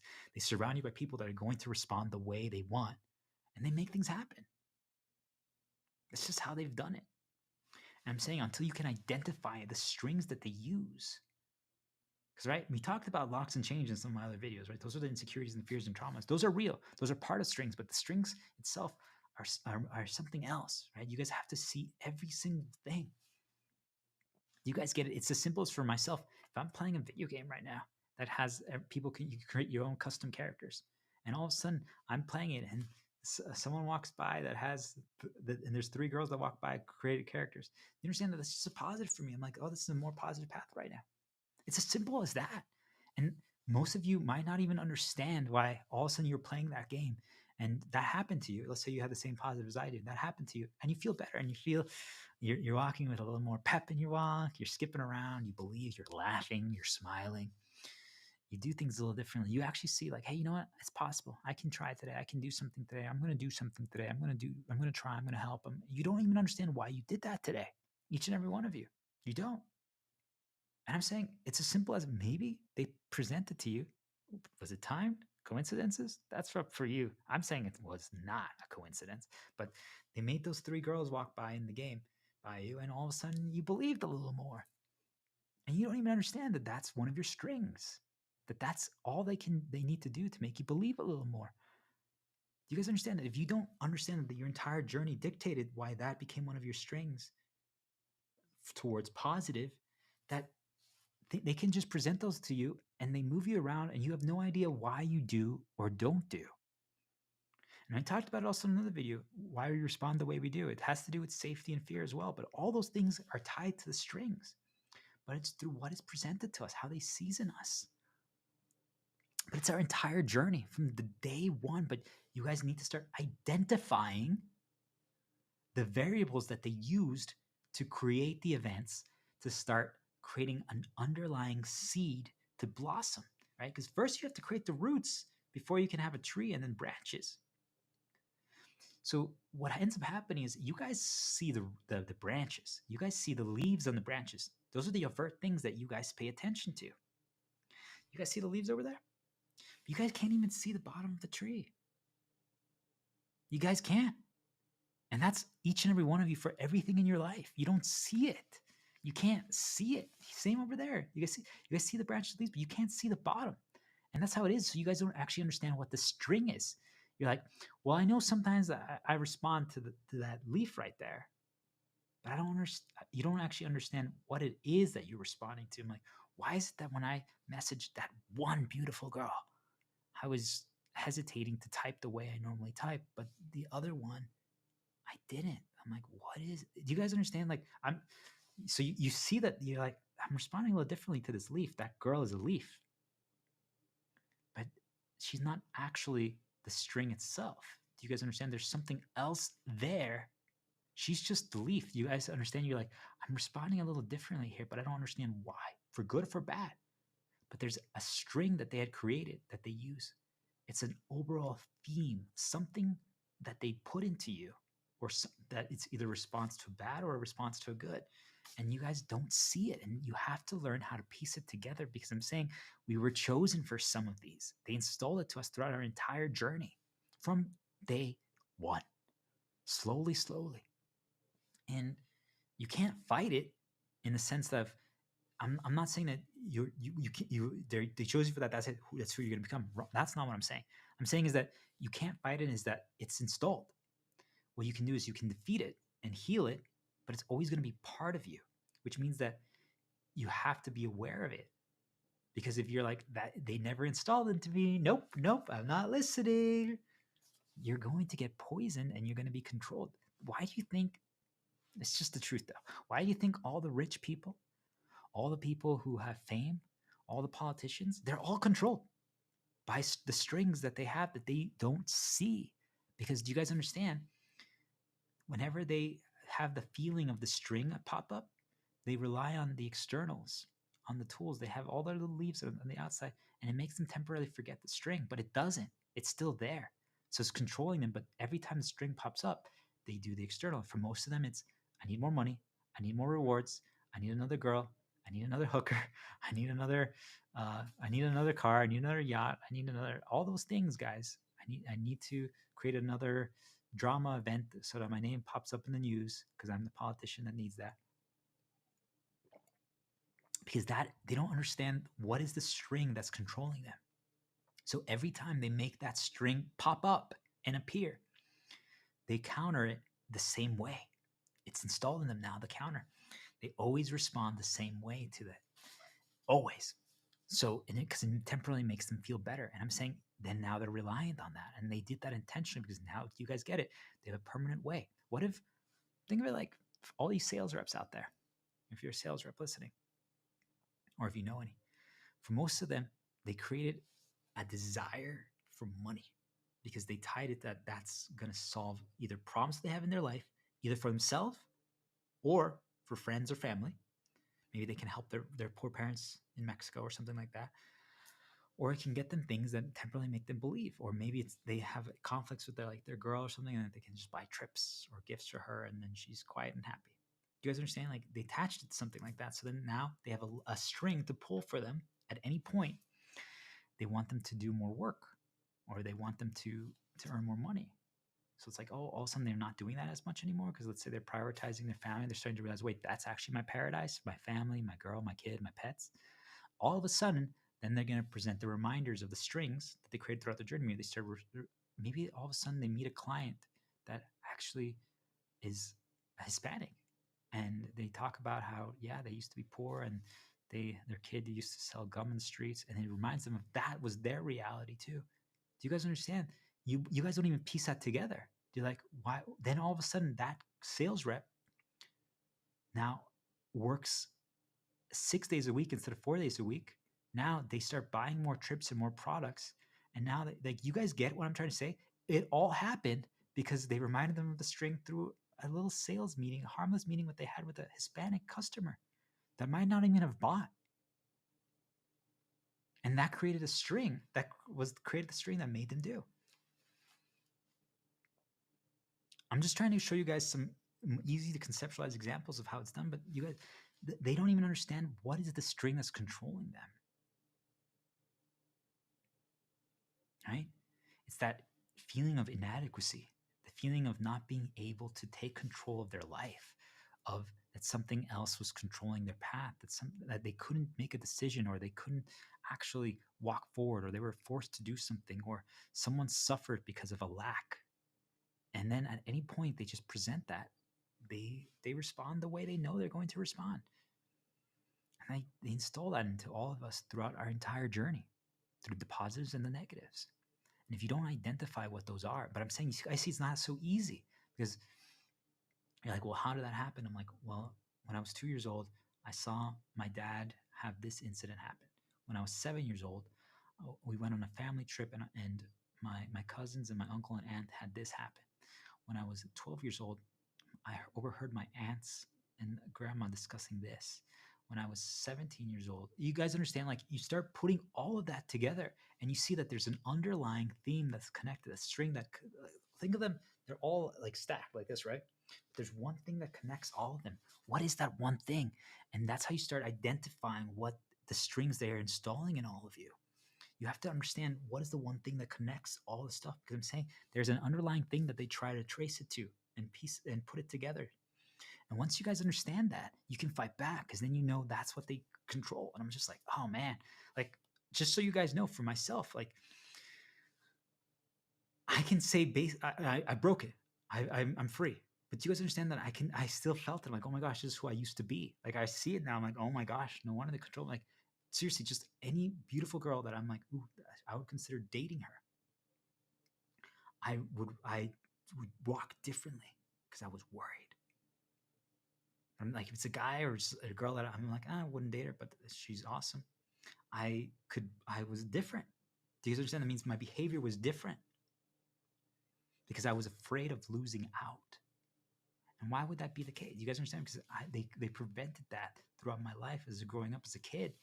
Because I lived in 6 different countries, in third world countries, and I wasn't allowed to date. I was overprotected. You guys understand? Like, all I can keep going. I'm not going to, because I don't want to start a path. But you guys understand? Once you identify that, what's the connecting thing, the string that they use, you can see then how they did it. So then do you remember what I said, what my paradise is? Do you guys see how I'm telling you how I even got to this? Now, what is the key?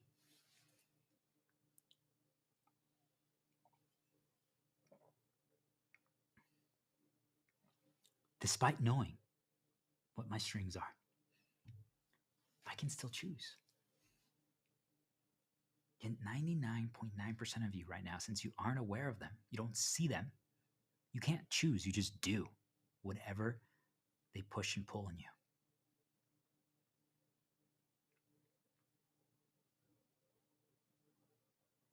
Whatever it is. You have to get to the point where you can choose. Freedom.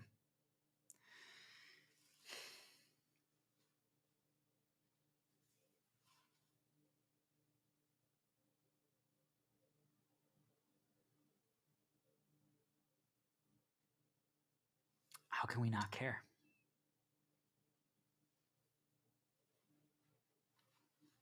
How can we not care?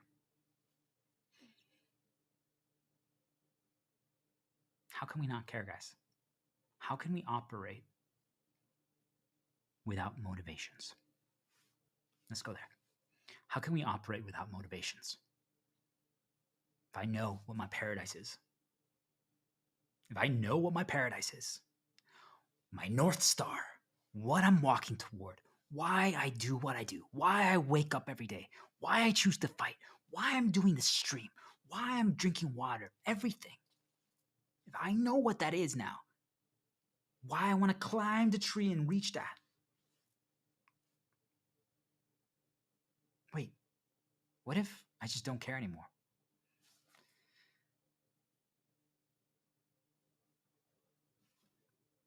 Even though that's my paradise, even though that's where I'm headed toward, what I want, where I'm walking toward. You guys understand? As if that still exists, if I'm like, I need that paradise.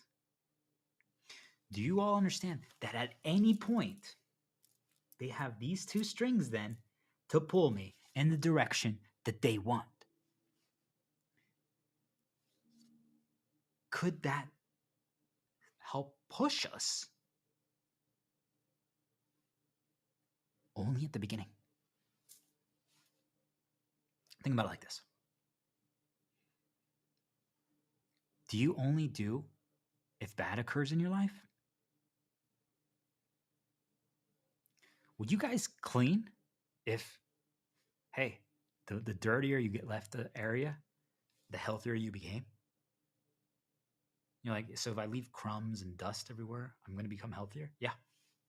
Will you guys actually clean? I think most of you, if you learned that that's the case, would actually probably stop cleaning, because don't you now view and associate health, good, positive health, as a good thing? So wouldn't you want to do more things that give you positive health?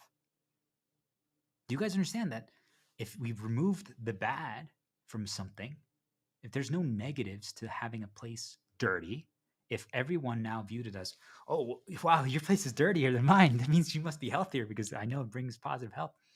You understand, we could completely flip the world. So it means most of us wouldn't clean anymore. The majority of us operate in this world by responding to the things that cause bad. I'm saying that that's not necessary once you learn all this knowledge. You don't need bad. You can choose to do so regardless. You can create your own reasons. You don't need motivations. You know how to explore. You know how to create. You know how to do regardless. You just do. That's what reaching the world tree, the top of it, paradise, actually is, guys. You don't need the bad anymore. And the good, you don't need it either. But it certainly does help. It certainly does help. But you guys see, like, imagine if I only did these videos to try to heal people or stream, even if no one watches, doesn't matter. What if I only did them in response to bad happening? Because they protect me, they heal me, they change my focus, they change my reasoning. It's a path, right? They completely change my path. It makes me just much more positive, makes me believe, makes me have hope, right? All these things that I'm saying here, all what I'm saying. But what if I only did that if bad happened? What if I needed that push? Well, that means that, or what if I always did it in response to that? That means I'm like, hey, you haven't streamed or done the video in like 3 weeks. Let's cause some bad today. And then he does it. Oh, got him. What if I wanted him to do it? Do you guys see? Do you guys get it? I'm saying it's not necessary.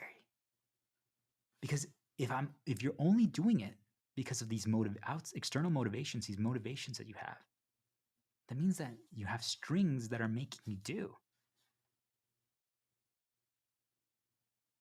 Some things you're not going to do anymore if you lose those.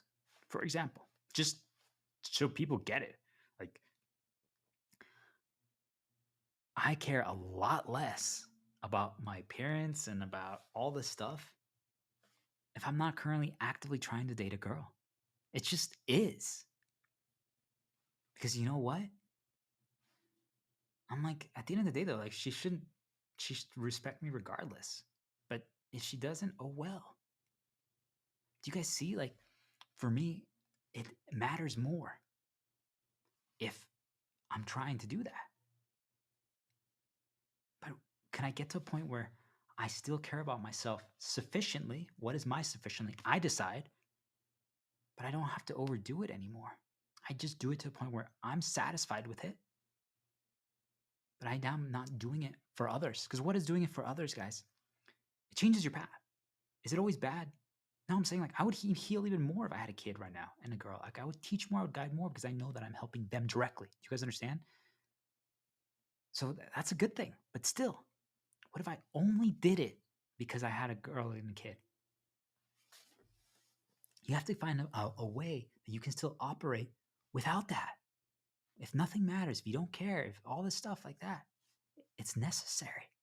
And that's what I'm going to explain next.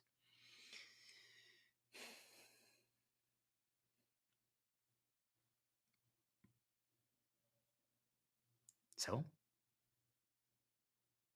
let's explore this. Is not caring the answer? What happens when we stop caring? What happens when we stop caring, guys?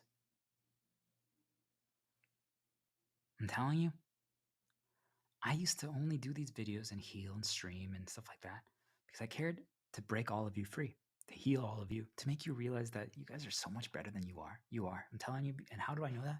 Because I used to think that I was less. I used to think that I was inferior. I used to always compare and think that everyone else around me had it figured out. Just so you guys know, I think all of us can piece this one together. We always think other people know. When we look at them, we think that they have it figured out. We couldn't possibly consider that. Wait, do they? Do they just make it seem that way? We like once in a while we might think that, but we don't really sit with it. And I'm saying we either put other people above us. This is all of us until we break free of the string. We cut it, and we think they have it all figured out, or the opposite occurs because we realize I've been devaluing myself for too much time. So when we do the opposite, what you're going to notice is now you're like, well, everyone else doesn't know. Everyone else is less. Everyone else can't figure it out.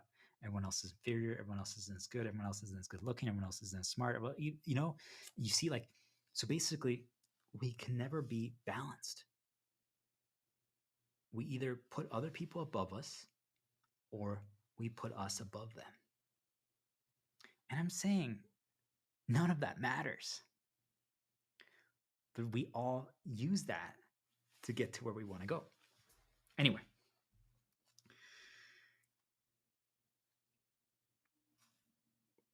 that's just good things that I'm inserting.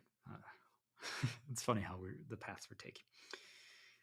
So, not caring. It's not easy to not care. It's not.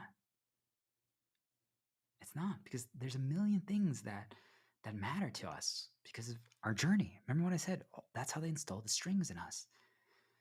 I mean, if you guys even think about it logically, just think about it as your family. Think about it as the animals or insects around you. Do you guys understand that if you see the same birds or flies or cockroaches or anything around you over and over again, that you start caring just a little bit, we call that attachment. I'm not saying, I'm just going to stop there, but I just want you guys to understand that's how it works. If you give a background to something, if I give you more information, if I start messaging you right now on any social media and I share a little bit about myself, you care a little bit more. That's just how it works. Now you understand my reasons. You understand my mission, my storyline. You care a little bit more. You recognize me. You care a little bit more. Okay? So, how can we get to the point where we don't care anymore? Because that's how we defeat the strings. If you join me no longer caring about the strings, think about the strings as essentially the past, time travel that holds us back. Imagine if you don't care about any of that anymore. All those strings that are pulling you back. Oh, nope. Nope. How is that possible? How can we get to that? How could we get to that?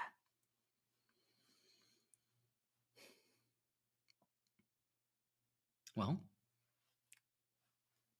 nothing that gets presented to us can matter.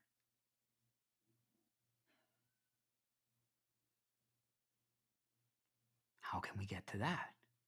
Because if nothing matters, then we don't care. Do you guys understand? Like, if right now nobody watches this or nobody gets healed from this, that's where I was going.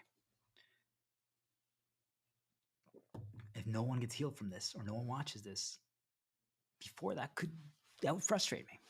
Doesn't mean that it doesn't make me smile a little bit knowing that, oh, more people hopefully got something from this. That's awesome. But you guys understand? I don't care anymore if it happens or not. But why don't I care anymore? Why does it not matter anymore? This is super important for everyone to listen and figure out, because if you can piece this together, you can defeat the strings that tie you, that prevent you from moving forward, that prevent you from doing, that prevent you from living, that prevent you from, when you reach the paradise, when you reach the top of the tree, from just moving forward and exploring further and not being disappointed or not being controlled.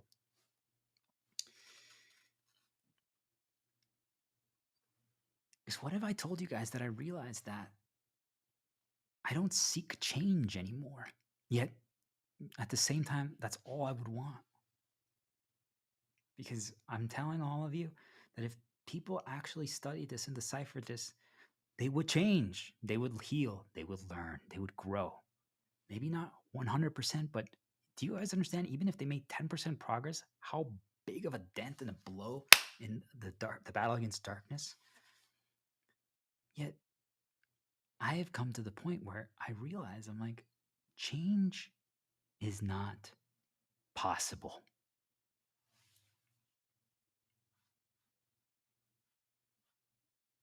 People are like, wait, what? Change is impossible. I don't believe it's possible anymore.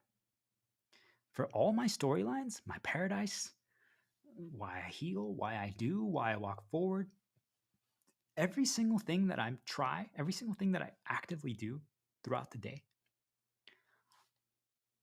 if I don't control 100% of the variables, which is almost nothing, by the way, if you guys think about it, anything that has anything external that we don't control, do you guys understand? I know people are like, oh, of course, focus on what you can. No, I mean, literally.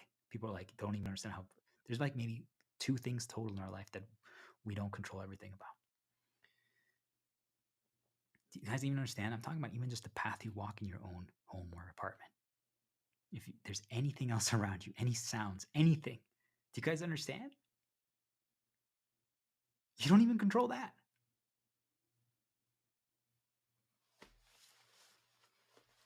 So that means, what if I cared to like regain control of my entire path throughout the day?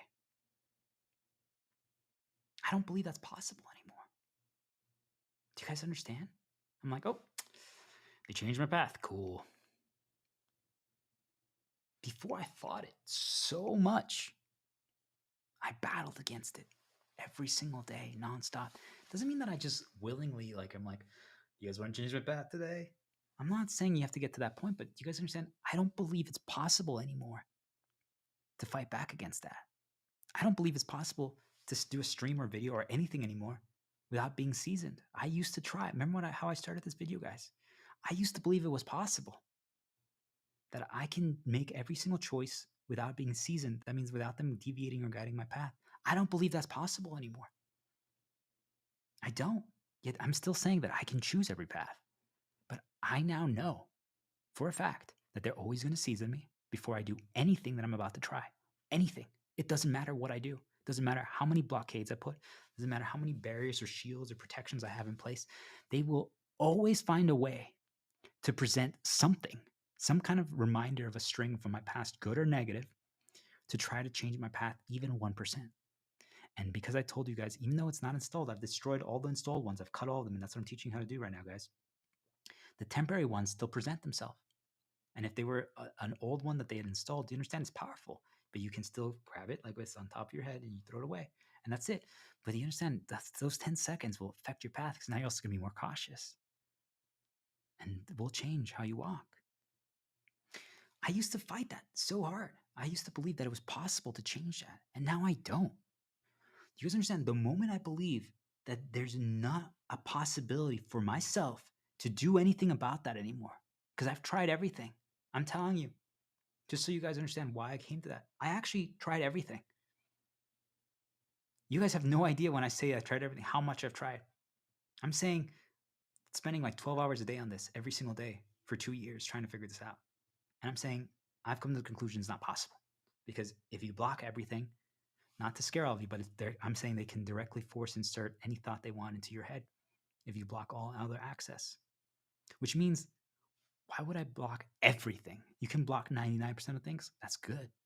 But if you let in 1%, it's not a problem because they're going to find a way regardless. Do you guys understand?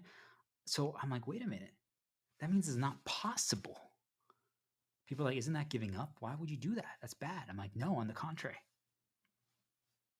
Because the moment you don't believe it's possible for you, hear what I'm saying, for you to make a change, that means you don't care anymore about the result. The moment we stop caring about the result, I want you guys all to explore this, and I challenge all of you to test this. The moment you stop caring about the result because you don't think you can do anything to affect it, then there's no more problems that happen. Think back to anything in your life, guys, that you cared about at all, that you believed that you had skill or talent to change the outcome. It mattered to you. You cared about it even 1%. Why? Most likely they made you care about it. Could be even as simple as, hey, remember when you were 4 years old and you played random like sports? Maybe you played soccer when you were 4 somewhere like in Mexico or in Miami or something like that, and you guys did that? Think about it like that, okay? You cared about it. Maybe you got a participation trophy and stuff like that, but it mattered to you in that moment. They made it matter to you. Do you guys understand? I'm saying, think about something like that. But maybe your dad was a soccer player and you were actually pretty decent. So you knew that you were good. You were better than the other kids. Remember what I said earlier? We always compare ourselves, right? Can we be balanced? Not base it off of other people, just base it off of ourselves. We just know our own skill, our own talent, and what we're capable of doing. I'm saying, so now you even know, you're not basing it, oh, I'm better than the kids or I'm worse than the kids. You just know your own skill and your talent. You're like, I know that I know how to play soccer. I know I'm pretty talented. I know that I can do this. I could change the outcome here. I could make the play that wins us the game. I have the vision of soccer, even though I'm only 4 years old, right? So what does that cause then? That means that now they have a string that they can affect you with because you care about it. It matters to you. You seek to cause change. That means that at any point they can pull this string and remind you if you didn't or if you failed at it. That's how they do it. Because if it didn't matter to you, do you guys understand? If I'm like, well, I'm not even good at soccer. I don't care about soccer. What if, like, think about like you're 4 years old and you play 5 different sports, and today's soccer day, but your family only cares about, I don't know, let's say cricket in Jamaica. All right, that's the only thing you guys grew up with. Like you were Jamaicans and you cared about that. So a soccer day doesn't mean anything to you, but tomorrow's cricket day. That you're gonna try. So if your team loses on soccer day, you don't give a crap. It doesn't mean anything to you. There's no problems. You see like the Mexican kids and the Ecuadorian kids and like the South American kids, they're freaking out. They're like, why did we lose? Why didn't you try? Why didn't you put an effort? Why you just don't even comprehend it. It doesn't make any sense to you because guess what? Your entire journey thus far created those strings, right? They have strings attached to soccer and you don't. But you guys see, if you don't care, if it doesn't matter to you, if you don't think it's possible for you to actually cause a change, like, well, I don't even play soccer, I'm not good at it, nothing matters. It has no effect on you. But if they started destroying you or causing problems or preventing you from causing change on cricket day and you lose and you know you could have done more, but you were blocked or prevented, do you guys understand that now problems can happen? That means that they just keep pulling those strings when they know it, you care about it, when you seek to cause change, when you believe it's possible, when it's your reason, when it's your hope, when it's your purpose, when it's your meaning. That means that they create those strings in you. And then when the events occur that you believe you can cause a change because you know you're capable of doing so, how would you know that, right? You have to be good at something. That's what they target. Then they pull by presenting those strings to make sure you don't succeed. And now problems happen. Sometimes these problems lead to good, but this is how they write our stories. They make the string reappear to the things that you care about, the things that matter to you, the things that you think you can actually change because you know that you can. I'm telling you guys, if you know that you couldn't, thus it doesn't matter to you, it doesn't mean anything to you, there's no purpose attached to it, there's no hope, There's no possibility. Like, there's literally nothing we can do. We're going to lose no matter what. I'm really bad at this. Pay attention. You guys just don't care then. But the things that you care about, even 1%, or let's say they made you think that it's not possible, but then an event occurs that all of a sudden gives you a glimmer of hope, just a little bit. Doesn't matter what it is. You're like, wait a minute, we can do this, guys. And other people are like, yeah, we can. Watch what happens. Each and every one of you. All of a sudden, then they pull back. They make another string event happen.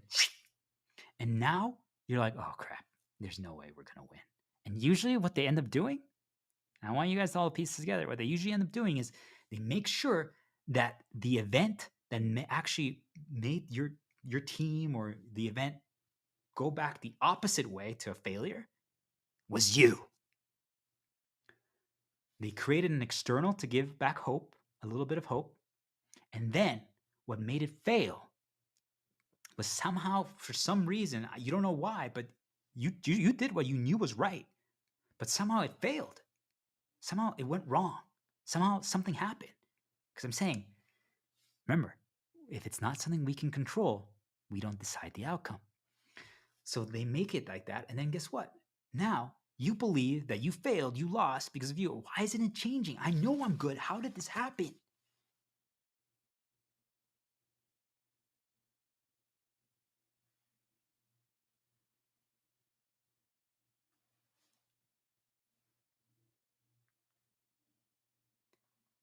If it doesn't matter to you, because you don't seek change anymore, because you don't believe it's possible, do we understand why we're protected? Because then you don't care. And when you don't care, there are no problems. There are none. When I cared before, I'm going to take a little risk here, but I'm going to do it. When I didn't care before, if they would have interrupted my stream right now with any technical difficulties or video, because I wanted to heal people, because I had the answer, do you guys understand? It would actually really affect me. It would. Because I'm like, darn it, this was the answer. But do you guys see that they created a string like that? They knew that I figured out the answer, and then they disrupted it, and the problems didn't matter because I cared, because I was seeking change, because I knew that I could cause it if it succeeded.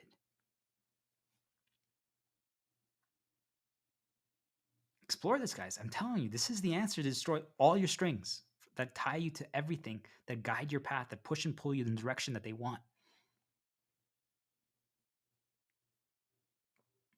They make you care about it because it's something that you know that you're capable of changing.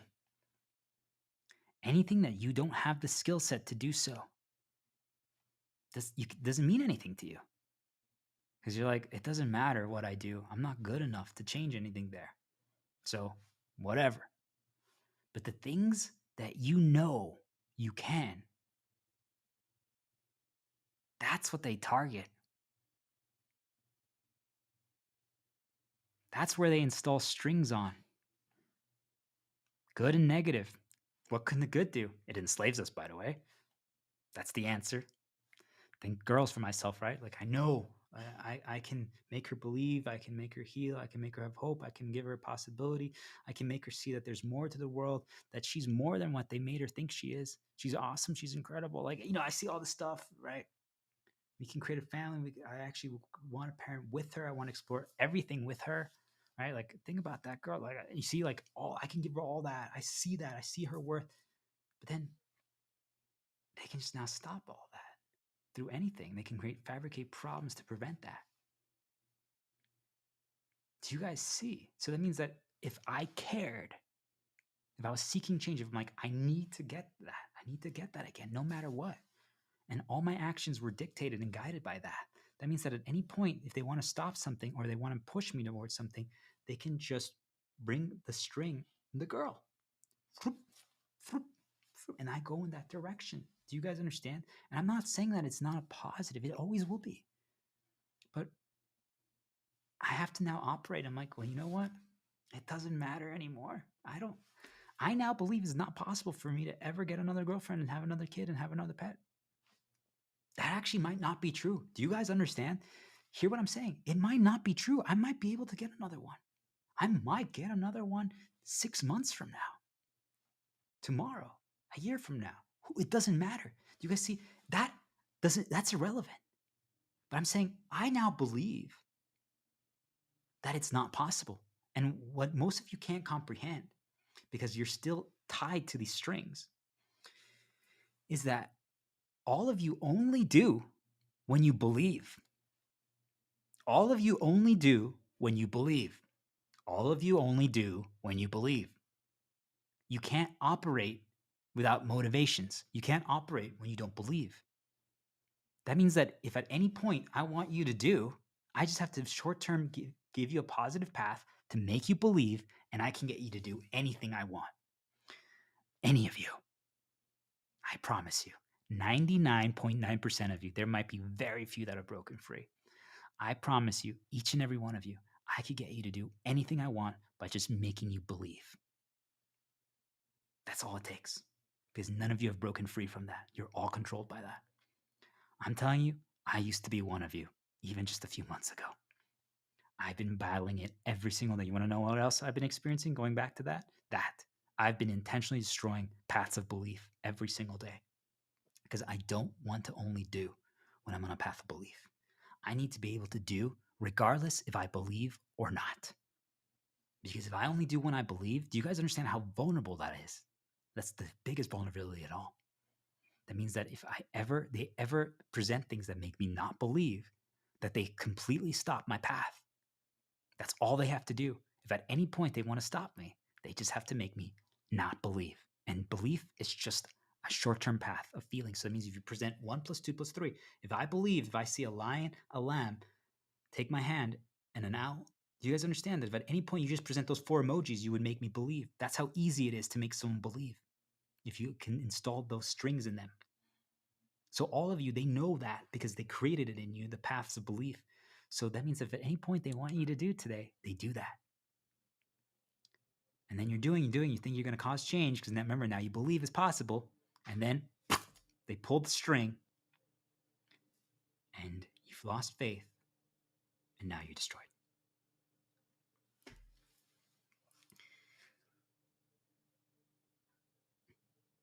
So why can I still do? How can I operate without motivations? How can I operate without motivations? How can I? It's not easy. I'm telling you guys, this has been essentially, this is the culmination of my entire journey thus far. But really, more recently, I wasn't prepared for it before. It's not easy. I was forced to this. I just want people to understand this. I didn't choose this to learn this. I was forced to do this because everything was taken from me. And when I say everything you guys see basically in my background is everything I have. That's it. And most of these things actually were given to me by charity now, people around me. I used to have a lot. A lot. I'm saying I lost everything I built over 33 years. Everything. Resources, families, connection, everything. Think about that, guys. Everything. Every single thing you've ever built, know and connected with, gone. Fresh start, blank slate. Yet, still attacked, problems occurring, actively trying to be stopped. And yet, I do this. How is that possible? Because I'm operating without motivations. I've only been shown, just so all of you are aware, that whenever I do this, I get attacked, I get suppressed, I get stopped. Yet I still do it. And yet me presenting this knowledge and trying to heal people is what caused all this. So how can I still do that? Do you guys understand? That means that it goes contrary to how humanity is designed. We're designed by strings to be pulled. Hey, you have identified that this is what caused all your losses. So why would you continue to do so? All right, well, maybe you were doing so because you were trying to recover something. Okay, well, then that's your reason, that's your purpose, that's your meaning, that's your motivation. Well, what if we take that away? He's still going. Okay, well, what about something else? He's still going. Well, let's take away more. He's still going. Like, okay, now he has nothing. He's not even doing it for revenge. Why is he still going? You guys understand? If you can break all your strings and you can choose, that means you're free to choose every single decision, regardless of what they present to you, regardless of what they remind you of, regardless of what they show you, regardless of what they try to make you believe, that you are in full control of your story and the path. Because you're doing without a motivation. I only learned this out of necessity to survive. Because I'm telling you guys, they took all my reasons. They took my meaning. They took my purpose. They took what I care about. They fabricated some new problems to solve, but they removed 99% of my problems. They just made them impossible to solve now. I couldn't do anything about them anymore. Do you guys understand? That means I was just guaranteed losses everywhere. They took away all my belief. They took away all possibility that I could do anything. Because I remember, like I said, they literally created so many roadblocks and scenarios that one thing prevents the other. So I'm like, oh, well, what if I do that? Nope, that prevents this. You guys understand? They created a million things that prevented everything. So it means I had no hope. So then I relied on change. I'm like, well, I want to try to create external change. I want a reward. I want a result. That's what I will do. And then they only presented punishments. That's how I got to all this. I'm like, well, I have nothing to live for anymore. I don't. Because they blocked everything. I can't even cause change anymore. You guys understand? Like, it doesn't result in anything. Yet I still do. There's so many of you who have experienced none of the things I just said. None. And I hope it remains that way. And yet, some of you are stopped. Some of you can't do. Why do you guys think that's the case? Because you have your strings still in full effect that you haven't identified, that you can't see, that they keep presenting to you, that tie you back, that prevent you. And they just present them whenever they want to stop you. You're about to drink some water and then you're like, oh, over and over again. And you guys never know how to cut the string. So they just do this. They're literally just laughing at all of you. They just keep pulling you back over and over again, over and over again. And you guys will never change because you guys need what I call the 8 strings. So what are they?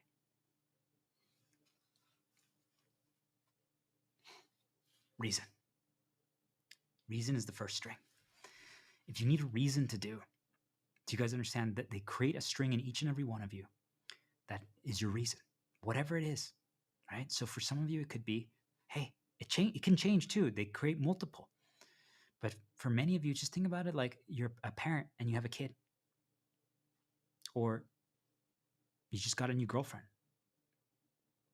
Do you guys understand that now that's where they start creating a reason? Well, now I need to make money. Now I need to work because I want to take care of my girl, or I want to take care of my kid. Do you guys understand? Like that's the string that they use to make you do things. Think about it. All of a sudden, why do you need to work? Why do you need money? What else is the reason? Survival costs, rent, mortgage, food. Do you guys see? The first string is reason.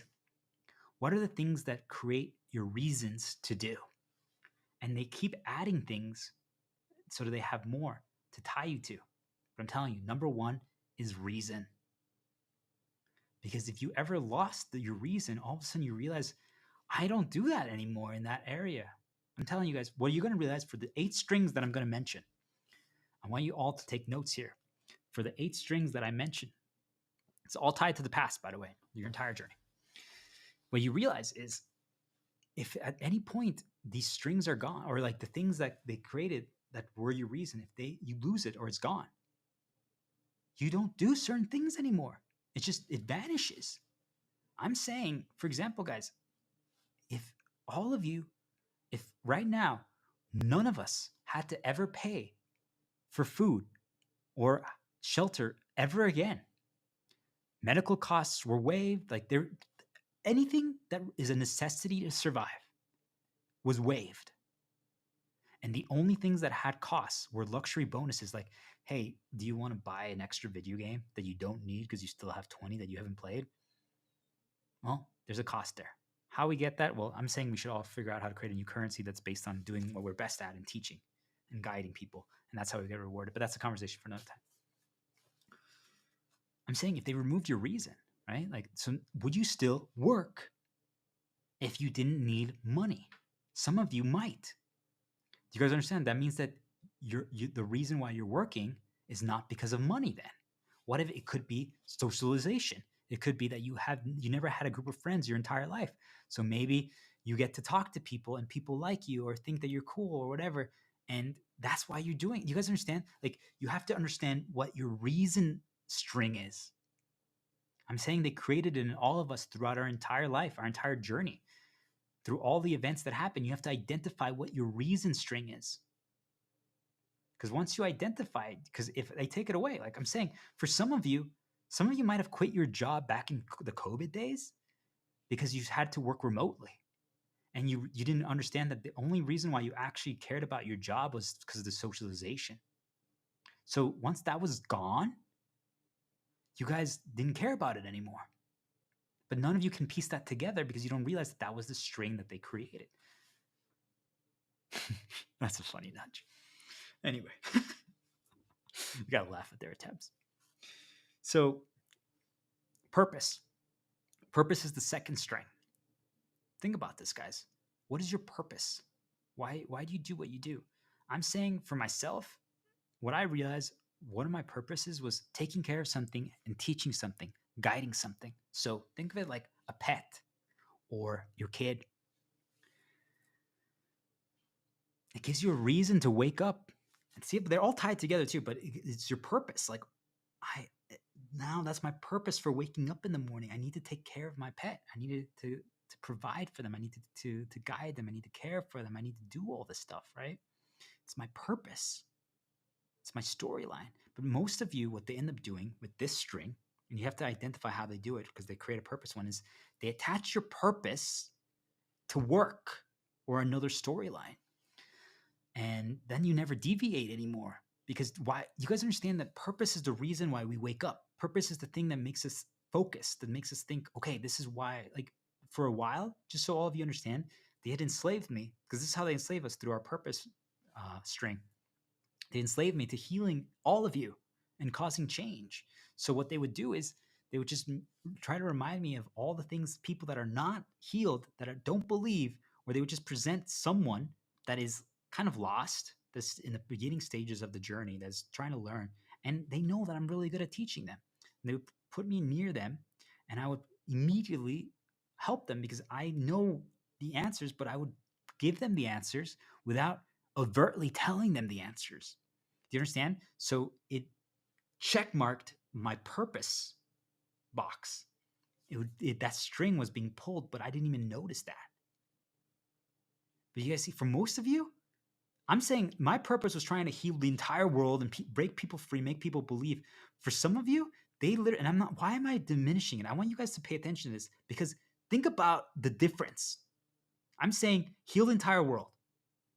Okay? I used to be all of you. I used to think my job was my purpose. Selling another $500,000 for a corporation. What is more important, healing the entire world or $500,000 for a corporation of 1,000 employees? Which one is more important, guys? I'm saying that we each have a purpose that could be much greater than what we're currently doing today. But we don't even recognize what that is because what they do is they create a string of our purpose and they attach it to work or some kind of external greed, dark-oriented, exploitative purpose. And they do it to each and every one of us. And that's how we forget our other purposes. But I'm saying we still don't have to, we can't care about our other purposes. They're a bonus. But imagine all of you are operating right now thinking, I'm telling you, you want to know how I know this? I could message each and every one of you on any social media platform you respond to, or email or whatever. And I'm telling you, all of you define yourself by your role, your job, your storyline. We're like, yeah, I'm a healer. Yeah, I'm a sales rep. Yeah, I'm a developer. I'm like, you're more than that. Why is that your purpose? Because that's the string they created for me. Like, how do you even know that that's your purpose? They've installed it to you from day one, surrounded you by the people to make you become that. You're more than that. So purpose is the second string, and you all have to identify what they did. I'm telling you, for all of you, if you haven't broken this string, it's work or whatever role. Like I think about it for like my mom. Growing up, she became a stay-at-home mom because of our circumstances. We traveled to 6 different countries growing up because of my dad's diplomatic work. Do you understand? That became her purpose. Is that a noble and great purpose? Sure, but you guys understand that means that that's always her string. She still needed to cut it to be free. And then she can still choose to do it, but you guys understand that now it's not her sole purpose, because at any point then, if they cause conflict there or problems there, then you guys understand that then she's being dictated by that, because now it matters. She cares about it. She knows she's skilled at it. She's capable. She's talented. So that means that if there's any complications there, she's at risk. Do you guys understand? That's how they create the problems. So what's the third string? Meaning. What? And this is tied to what I just said. You guys see, they're all interconnected, but they're all individual strings. They all connect overall. Think about it like there's one big string tied around us that they use to control us. It's all 8 of these create this. But each of the 8 strings, to destroy the control string as a whole that dictates our path, that I used to think was predetermined. It's not, by the way, just so you guys know. It's not. And you want to know how I know? Because the moment you break free, they start throwing darts to make it seem like they're guiding your entire path. But you know they're not, because you made the decision before that got presented. And I'm like, you didn't guide me. You're just now trying to make it seem like you did. Anyway, that one was just for myself. So what's the meaning string? What gives you guys meaning? What? For most of you, it's tied to the result of the purpose. So think about it. If your purpose is work, what is the result of work? Well, whatever the corporation storyline says, well, now what gives us meaning is if we're the biggest company, if we had the happiest customers, if we've sold the most sandwiches, if we helped the most Germans, if my kids are thriving, if my pet is doing this, if I healed people, if people are no longer insecure or afraid, do you guys understand? It's the meaning is the result of the purpose. So you start seeing how they did it. You start connecting all the events that happened that did that. But like, why would I care about the meaning? What made me care about that? What made me care about that? Do you guys understand? So now we get to the fourth string, care. You guys see, like they all build on each other. They're all connected. Care.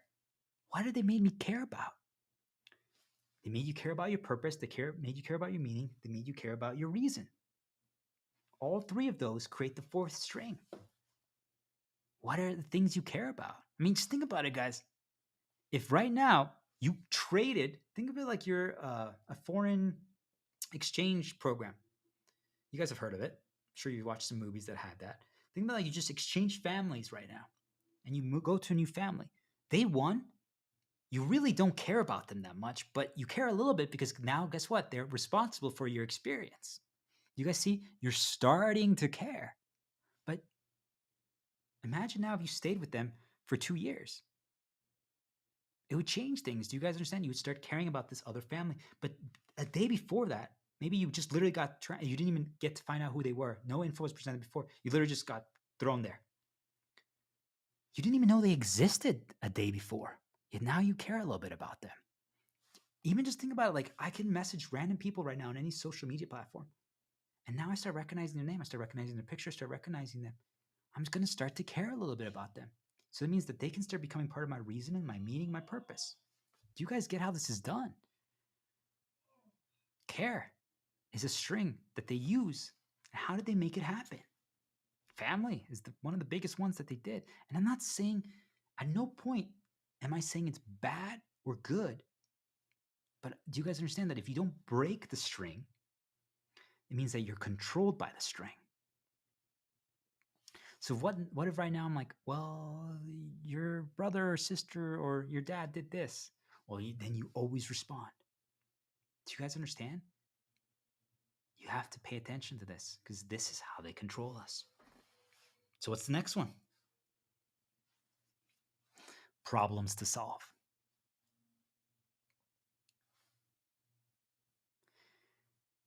Think about it, guys.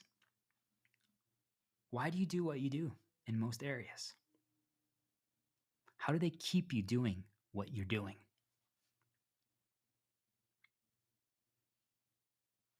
Why do they make you do things? Or why do you actually do things? Or why do you respond to things? Because a problem presents itself. Now, they have a choice. They can create a problem that doesn't have a solution, and those are just meant to cause misery. But they have another play. And the play is they create a problem, and it's to make you solve it. It's to make you experience things. It's to make you learn things. It's to guide your path. Remember, going back to the side path, so that you see different things, to season you differently. So you hear different things, so that when you get to your end location, you have different skill sets. So then now you're capable of handling certain things that you wouldn't have been otherwise. But how could they do that? By the problems. But they also can use problems to deviate your path. But think about it, guys. Why do you guys still do the storylines that you guys do? If there was nothing to figure out, if there were zero problems, if everything was smooth and flawless, a lot of you would probably start being like, well, it's the end, isn't it? That's over. There's nothing new that's happening. I'm telling you guys, problems to solve. Start paying attention. Where are they creating problems? Because that determines your focus. But you have to start identifying what areas they created problems in. Once you start seeing it, you're like, oh my gosh, they created problems there, created problems there, created problems there. I'm saying they try to attach it to similar areas and to either stop you or guide you. Every single string that I'm talking about right now, guys, I want you to think about it like that. They use it to stop you and they use it to guide you. Push and pull. What's number 6? Belief of possibility. This is why we talked about earlier about how I broke free, right? When you don't think it's possible anymore, you can cut all the strings. Because if I tell you guys, I don't know why none of you believe anymore. This is the first time I've ever interacted with you. And I see the way you view things. I see the way you explore. I see the way you think about things. You're a little hesitant, and it makes sense, right? Because the last time you tried to question things or make things better, you got a slap on the wrist. And it doesn't matter that it's not that painful. It still hurts. And I'm telling you, though, you did the right thing. I don't know why people don't say that to you. They should tell you every day. You're amazing. You're worth it. You're really good at what you do. But you're limiting yourself. You're holding yourself back. You're not exploring anymore beyond your bubble. You're worried about what lies beyond in darkness that you can't see. And I'm saying there's no reason for you to be worried about that because you know how to explore. You know how to handle anything that presents itself. You're really good at that. I wish I was as good at that as you are with the skill set that you have. Like, I've spent every day 12 hours on this and I still struggle. And you're already thriving at it. You got this. I can't believe you let them make you think that you can't do this. Do you see how good you are? You can do anything. See how fast you master things, how fast you figure things out, how fast you piece everything together. I'm telling you, you're amazing. You got this. I can't wait to see what you're going to create and make today. Whatever it is, it's going to be awesome. Do you mind sharing with me, though? Because it makes me believe when I see other people accomplish and create things. I can't wait to see what you're going to do. And you know what? Today's the day. You're going to break free. You're going to take a risk that you didn't do before. And you're going to be happy because you're like, wait, why did I think I couldn't?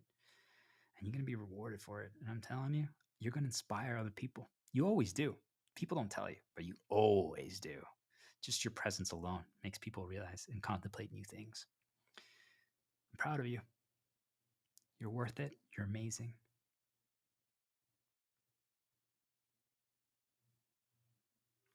Wait, what are we talking about again? Weren't we talking about strings?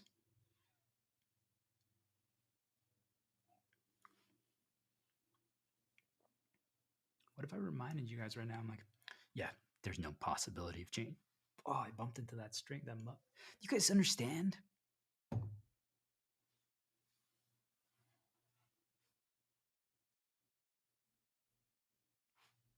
You can brainwash yourself positively to overcome anything, but it's not enough because it enslaves us. If they make us believe that it's possible, we will try because this is how we're wired from day one. I want you guys to really analyze it, how they made you believe anything that you attempted. Because I challenge each of every single decision that you made that accomplished something or changed a storyline, they made you believe it was possible first, and then you attempted it. But what does that also mean? It means that if at any point they want you not to try something or not to do something, they make you believe it's not possible. Through any method, they just have to make you believe it's not possible. For some of you, do you guys understand they could do so through a video or an ad? For some of you, they fabricate an event. For some of you, it could just be someone laughing at you in a comment on social. Do you guys understand the severity of it that is required to make you believe it's not possible changes for each person based on their journey, based on how far they've climbed up the tree to reach paradise. For some of you, for me, I laugh about it now because I'm like, guys, how? But it's just simple as hearsay. A coworker can say something and be like, yeah, well, I heard someone else tried this. And then that's enough to get them to never try. Do you guys understand? They never even question. That's all it takes to prevent them. And now they don't believe it's possible. That's all they have to do. Do you guys get it? That's all they have to do. I challenge each and every one of you to identify the string of belief of possibility. They've installed it in all of you, and you have to cut it. You have to, it's this one is the most binary. You just need to practice. Right now, can you do something that you just don't believe is possible anymore? Hey, you know what? The only reason why I used to stream and heal and try to guide people and give answers is because I believed it was possible to break people free and heal them. But you know what? I don't think it's possible anymore. I really don't, by the way, guys. I've tried. I just don't think it's possible anymore. They're never going to allow me to heal everyone. It's not because think about it. Think about it, guys. If everyone was healed, if everyone knew all this knowledge and broke free, that means that the storylines couldn't be written the way they want because people wouldn't do things based on these control levers on these strings. They would just be able to choose for themselves every single decision. Now they're free. They know their worth. They know their value. They know who they are. They can identify their reasons, their purpose, their meaning, what they care about, what they believe, why they sometimes did and why sometimes they didn't, why problems happened, why they succeeded, why sometimes they didn't. Like you see, they can identify all those things. So it means that it doesn't matter what anyone says to them. It doesn't matter what's presented to them. It doesn't matter what's reminded from the past to them. Nothing that matters anymore. They don't care. They just walk forward. They just do. They're not trying to hurt anyone. They only have good intentions, but they realize, hey, you know what? If nothing comes from this, c'est la vie. Oh well, it doesn't matter.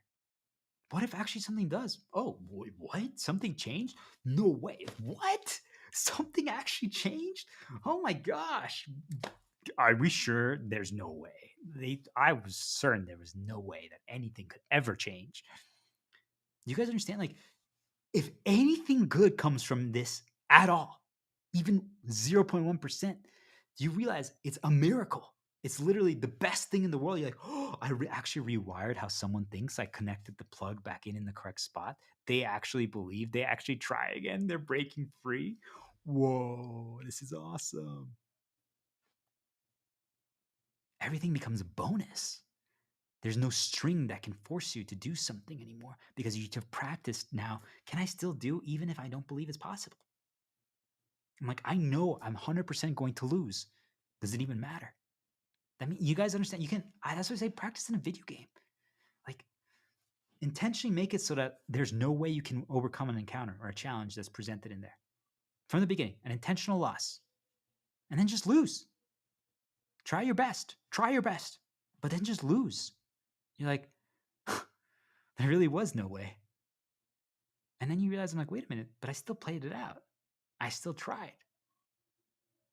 Why did I still try? Because I created my own victory condition. I created my own experience. I realized, I'm like, well, I know I'm going to lose 100% here. There's nothing I can do to make any change possible. You guys see why I said, once you realize, hey, how can I not care anymore? How can I you have to believe it's not possible. Once you believe it's not possible, it just doesn't matter anymore because you realize I have no control over the outcome. I can't change the circumstances at all. Doesn't matter what I do to disrupt. Doesn't matter what I try. Doesn't matter my approach. Doesn't matter if I'm good or bad. This is a guaranteed loss. So then there's no problems anymore. And what you're going to notice, guys, is that when you're starting to break free, all of a sudden, mental reminders or suggestions are going to pop up, either overt or just directly into your head. And you're like, oh, and they're going to try to make you care again. They're going to try to make you think it's possible. Remember what I said? They're going to try to make you think it's possible to change your circumstances or it's possible to win. And if you start believing it and now it matters to you, now you care, I'm telling you what ends up happening is that they're going to fabricate an event that makes you be the reason that you lost.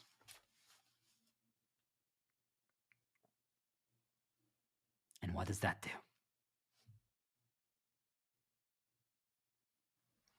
It destroys your hope. That's the seventh string. You guys see how it all leads to the next thing?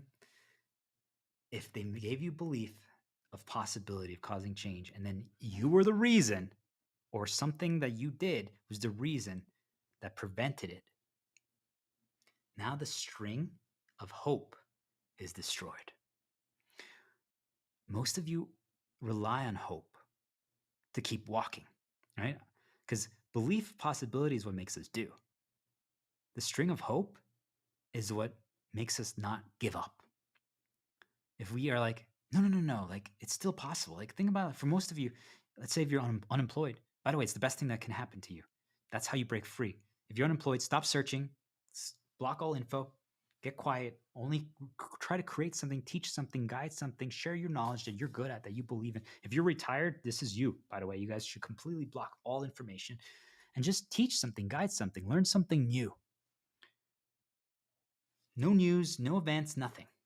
And then after 45 days, you're going to realize, wow, I actually think I'm pretty good at things. Why is this the case? Because you blocked out all the voices that tell you otherwise. And since you only reconsumed your own thing, you realize, wait, I do know my stuff. You're not letting anyone else determine for you. So anyway, so hope. So imagine like if you're unemployed and you see other people around you get a job,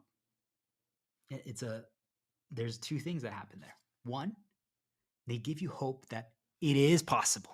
Some other people are getting a job. But what else does it do? It destroys you at the same time. Because you're like, what do they have? Remember what we said earlier? Like we either put people above or we put people less. So it starts destroying our own self-worth. Do you guys understand? It gives us hope. It gives us hope that other people are getting jobs, so it's possible. But then you guys understand, then what you start noticing is you start getting nudged mental reminders or thoughts populate that make you like, what did they have that I don't have? Why are they succeeding and I'm not? This is the answer, by the way, guys. How do I know? Because I'm getting attacked. So the moment they create the string of hope is the ultimate bait because you think it's a good thing. But the string of hope is it's attached to each desire that you have. And that you guys understand desires are temporary. Desires are short-term things that can be fabricated. I can right now, for example, let's just say, I'm going to say it because it's a positive for myself, but I could create a desire in a girl to date me. She's like, I really like this guy, the way he talks, and he's free and he's confident and he's himself. And maybe she likes the picture that I have and all this stuff like that. And I compliment her, make her feel good about herself, right? Like I can create the desire in her. And maybe a week ago, she didn't even know I existed. Do you guys understand? I'm just saying a desire is a short-term thing. So what ends up happening is that this is the answer. You can tell they're attacking like crazy right now. So what ends up happening is that they attach a string of hope to every single desire that starts building up in you. Because if you still have hope, do you guys understand? You keep walking forward. The moment you give up is when you don't have hope anymore. Because something presented itself that made you realize it's impossible. It's not possible. But that's how they destroy us. Do you guys understand? Because they have to make you keep believing it is possible. So they keep presenting enough string events, reminders that make you like, no, it's possible. It's possible. It's possible. It's possible. You get a little bit, some breadcrumbs thrown. Think like I'm trying to feed like the fish, and I throw a little water into the pond to make you be like, well, see, things are improving. Things are improving. Things are improving. And you keep getting closer and closer, closer and closer. And then right on you get there, and the fish is like, oh, hey, and let's say you're about to pet the fish, like it's, and right then, boom, like a shark jumps out of the water or a whale and captures the fish, and you're like, oh, I was gonna pet the fish, and now you don't have hope anymore because, well, guess what? They ate the fish. But what if the fish stayed in the middle of the lake and it never got closer? You could wave at the fish like, hey, fish, how are you guys doing? But you leave it there. Do you guys understand? And you're like, well, I can see the fish tomorrow. I can wave at the fish, but I'm never going to be able to pet it. Do you guys see now you control the string of hope? You don't let it control you anymore. Because you're like, hey, fish. But they're like, no, this fish could be the one you pet. This could be the girl you date. Nope. Because guess what?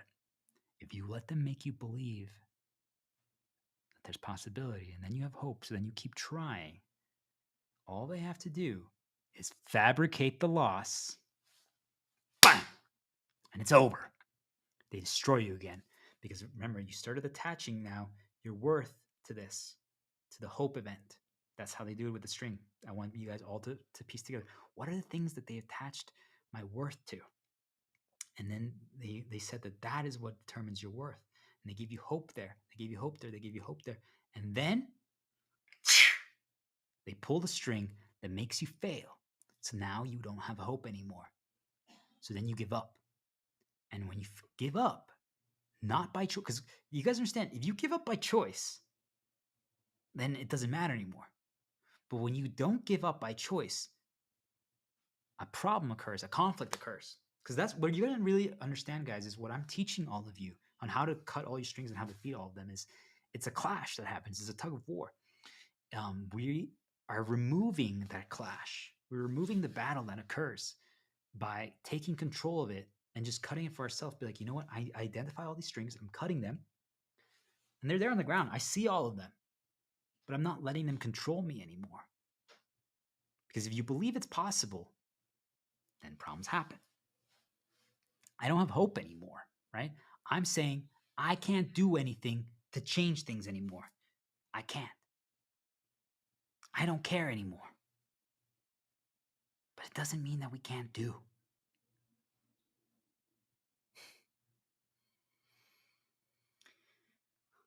You guys have to understand the hope string.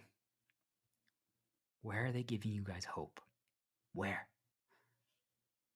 You have to break that one. That is actually, now that I've talked this through, that might be the most important one to break. Because any area that they give you hope in is where they're planning to destroy you through.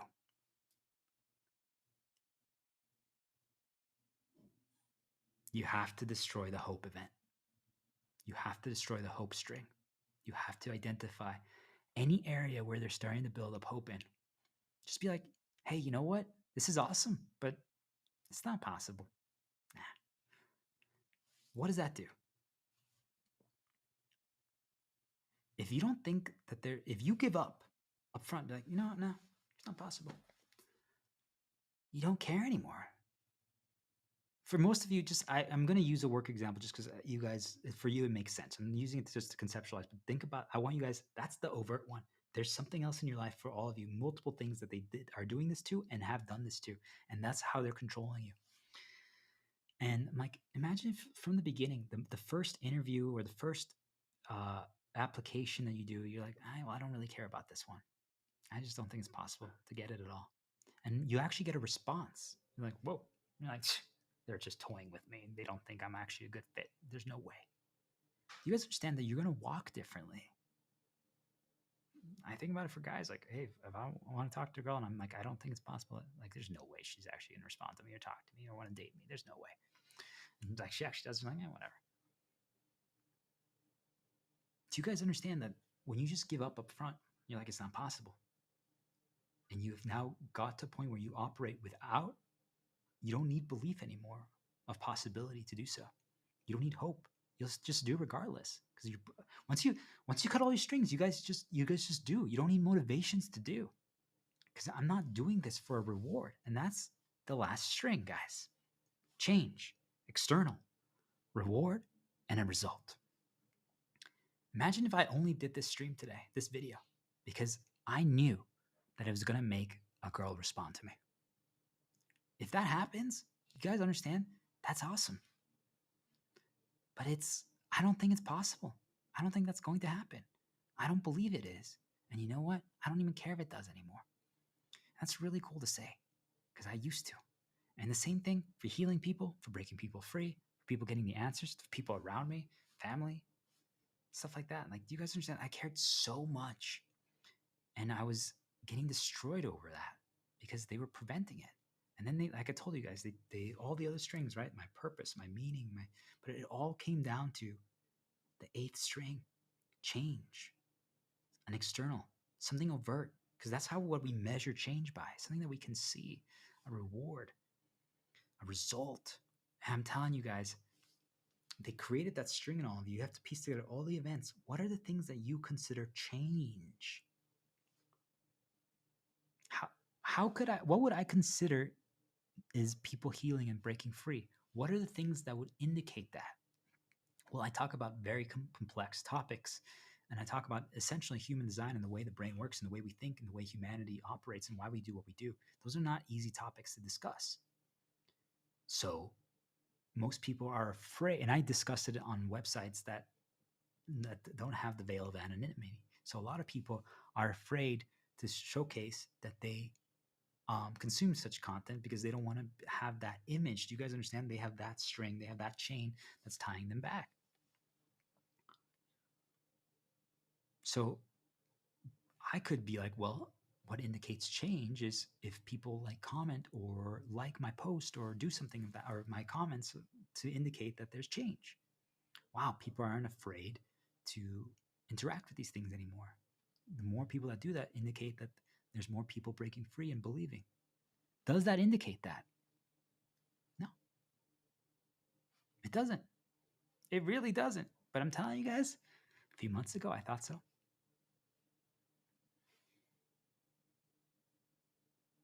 Do you guys understand that a few weeks ago, there was a day where I was like, I'm just going to like random things. Just do it. Just to be a nudge to remind people of who I am. What if they did that? But what if that person now attributes it to like, oh, why? So I did something right or I caused it. You guys understand? We attribute things to other things based on our journey, based on our climb up the world tree to reach paradise. Everything that they've installed in us, all the side paths they made us walk, all the things that we saw, all the strings that they created, they seasoned us, all these things. And they determined what we consider change. They created that string. You guys understand that at any point they want to make us believe that change is occurring, they just pull that string to showcase those things. And I'm like, is it? You can't base it on an external. You can't base it off a reward, or you just can't. It's just not possible. They're like, then what can you base it on? Nothing. You just do. And if something happens, you're like, whoa. Do you guys understand? Like if someone messages to me, it's like, hey, I just want you to know, I literally, I'm like the CEO of an airline company or like an apartment building, and I'm removing all costs. All flights are now free, and all my tenants don't have to pay for rent anymore because I consumed your stuff. I'm like, cool. I'm like, spread it, pass it forward. Get one of your other CEO friends to do that. It's awesome. Yet, old version of me 2 years ago would have been like, oh my God, it's happening, guys. It's happening. It's happening. Do you guys see?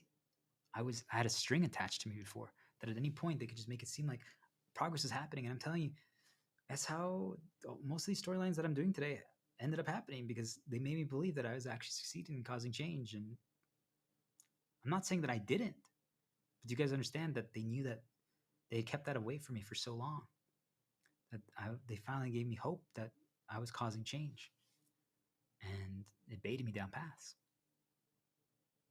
I'm saying once you believe it's not possible anymore, I'm like, I don't think it's possible anymore. I would love to be proven wrong, but I really don't think it's possible. I just don't. I realized that I'm like, it doesn't matter how good I explain things. This is probably one of my best ones, and it doesn't matter. It's a summary of everything. Every single time they're all, it's just, we're so good at explaining things in different ways, but it's all the same shit. It really is. And I'm just like, it doesn't matter. Like I can give all of you all the answers over and over again and explain it a million different ways. But if you guys don't actually explore and stress test and try and cut all your strings yourself and identify all of them, then it doesn't actually matter what I do. It just doesn't. So now it doesn't matter anymore. Now I don't care. I don't think it's possible to change anything. All of a sudden, it doesn't matter what they present anymore. All of a sudden, it doesn't matter what they try to remind me of. Doesn't mean it's still not a moment. Remember what I said, guys? You grab the string, you're like, ugh. It's discomfort. It feels icky. It feels weird because it is. Do you guys understand? It's a permanent string that they installed in us. We're gonna end here. It's a permanent one where they installed in us, and it's poison. It actually is literally poison. It makes us feel worse because it was intended. It was built from day one. They were starting to build it up to make it be bad for us. So that means that at any point they just present some kind of reminder of the string. Right? Remember I told you about the girl and the dad and the kid, the poison spider, the crayon, the lion, the lamb, the phoenix, the holographic lion, stuff like that. The mom saying that something bad happened to her kid. All those stuff are real.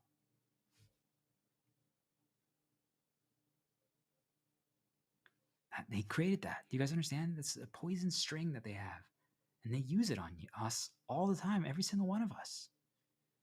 And then they try to create to make sure that we have our planned negative expected intended reaction and our planned positive counters to it.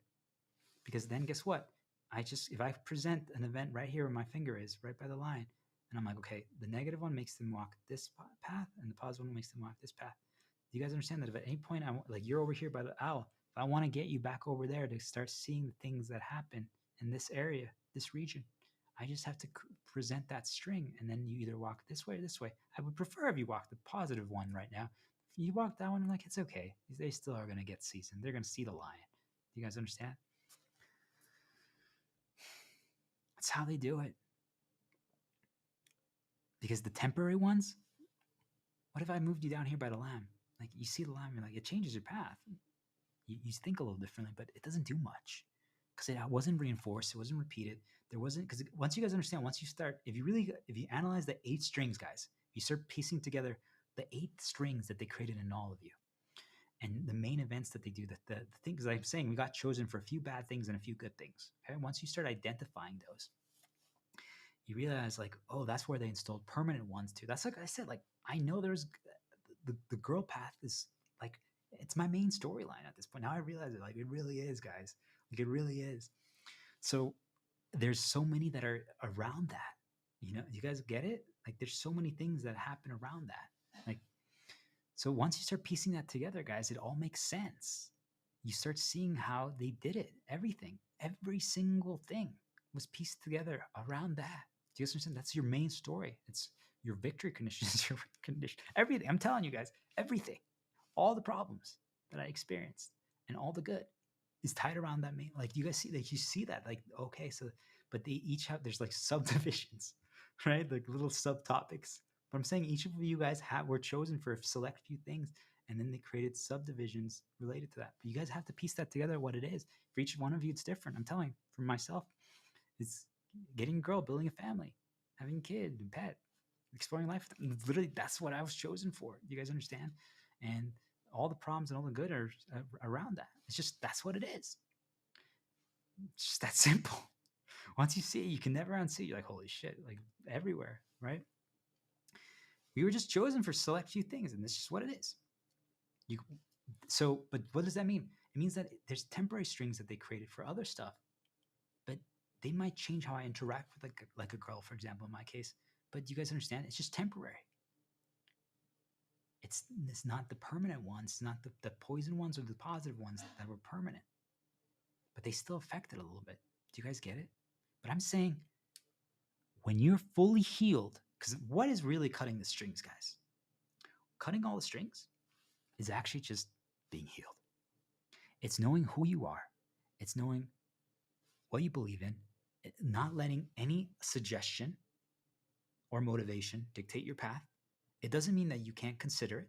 It doesn't mean that you don't, yeah, I know girl paths are my positive, but I'm like, no, not right now. You're like, how's that possible? Why wouldn't you always do your positive? I'm like, no, not right now. Do you guys understand? You can always choose. You make every single choice. You know why. You see it. You understand it. You're like, oh, well, that's a positive. Oh, well, that's a poison. So avoid this. Go down this direction. But you know what? We're not going to do the owl right now. No, even though it's a positive, we're going to be right here. We're fine right now. You get to that point because you're fully healed. Do you guys understand? So it means that at any point they remind you of a poison, what ends up happening if you're not healed, guys, this is why the strings control us, is that think of it as like it completely blocks your face. Think of it like I just put something in front of you guys right now, okay? You guys can't even see my eyes right now, or barely. That's what they do to all of you when they present these strings if you don't cut them, if you don't heal them. So if that's all you see, that's all your focus is, that means that you can't think with clarity. It doesn't, like, things don't make sense anymore. And since most of you can't interrupt it, because I'm telling you guys, they create a cloud around you, you're literally just have this fog around you, and you can't see anymore. You don't operate the same way. And when that happens, guys, that means that they can now present things to you. And since you're not on a good path, you do whatever is presented to you. That's how they do it. And I remember what I said. You either walk down the negative path or you have your set counter for positive. But you best bet that if you don't ever deviate your set counter for positive, that they start knowing how to mold you from there on. You have to have a few counters. But the best thing is to heal it. Why? Because once you're healed, once you know all of it is a lie, all of it was fabricated, right? Remember the hope string, guys? That's how they did it, all right? Once you can piece together what they created for you, the problems they created for you, because that's what I'm really trying to show you guys. Every insecurity, every single fear, every single problem that happened in your life, they made happen, guys. Every single one. To make sure that when you get to the phoenix or when you get to the star, you respond and you react the way they want you to. You're not choosing. You're doing it based on every single fear event or positive event that they had previously installed. Your entire journey climbing up the tree. So when you get to paradise, you view and interpret, or you understand paradise through the lens that they created for you. And then if you don't view it the way they want it, when you get there, they go fruck, fruck, fruck, fruck, over and over again until you see it the way you're like, wait a minute, well, this isn't paradise. This is horrible. This is boring. This is like you feel differently. All of a sudden, like you're doing something you think you should enjoy, and they're like, it's not. And I'm telling you, that's them, because they don't want you to be that way, because you solved it, and they don't want that. I'm saying if you cut your strings and you break free, and you now can choose, because remember, I don't believe it's possible anymore. Things don't matter. Problems don't matter. They really don't. I just don't care anymore. if something good happens from this, that'd be awesome. But I don't think it's possible. I really don't. I really don't. All of a sudden you realize, like, wait a minute, everything that you get reminded of, so you just no longer care about the past, right? Because nothing matters. So when things get presented, it's just temporary. Everything becomes just a temporary thing. If right now, like, you guys even remember that I told you guys about the crepas, the crepes, the Pfannkuchen, German and Spanish? You guys forgot until I reminded you right now. It's going to guide your path a little bit, but not that much because it wasn't installed. When you're fully healed, if you listen to everything that I said on this stream and video and you cut your strings and you identify them and you can just see them, because I'm telling you guys, those strings are permanent, especially the ones they set up for you from the beginning. Because what you're going to realize is that as you start healing, they create new events. They're going to. I'm just telling you guys, it's going to happen. You're not meant to operate without having any problems or any strings that can control you. You're not. So you start noticing, like, wait a minute, they're fabricating a new one right now. You're like, holy shit, holy crap. But what ends up happening is that since now you know how to heal, you know how to immediately break it, interrupt it, prevent the reinforcement, and just kind of create your own interpretation of it. So that means that they can remind you of it. It's still not fun, but it doesn't have the same impact that the other ones have. So what does that mean? If you can heal all your original ones, yes, they're going to create new ones, but do you understand that all of these don't have the same power over you? They never will, ever. That means that everything becomes temporary. Because now you know all the old ones, you can see how they installed them in you. You guys understand? That means you know they're all a lie, because that means they were made to happen.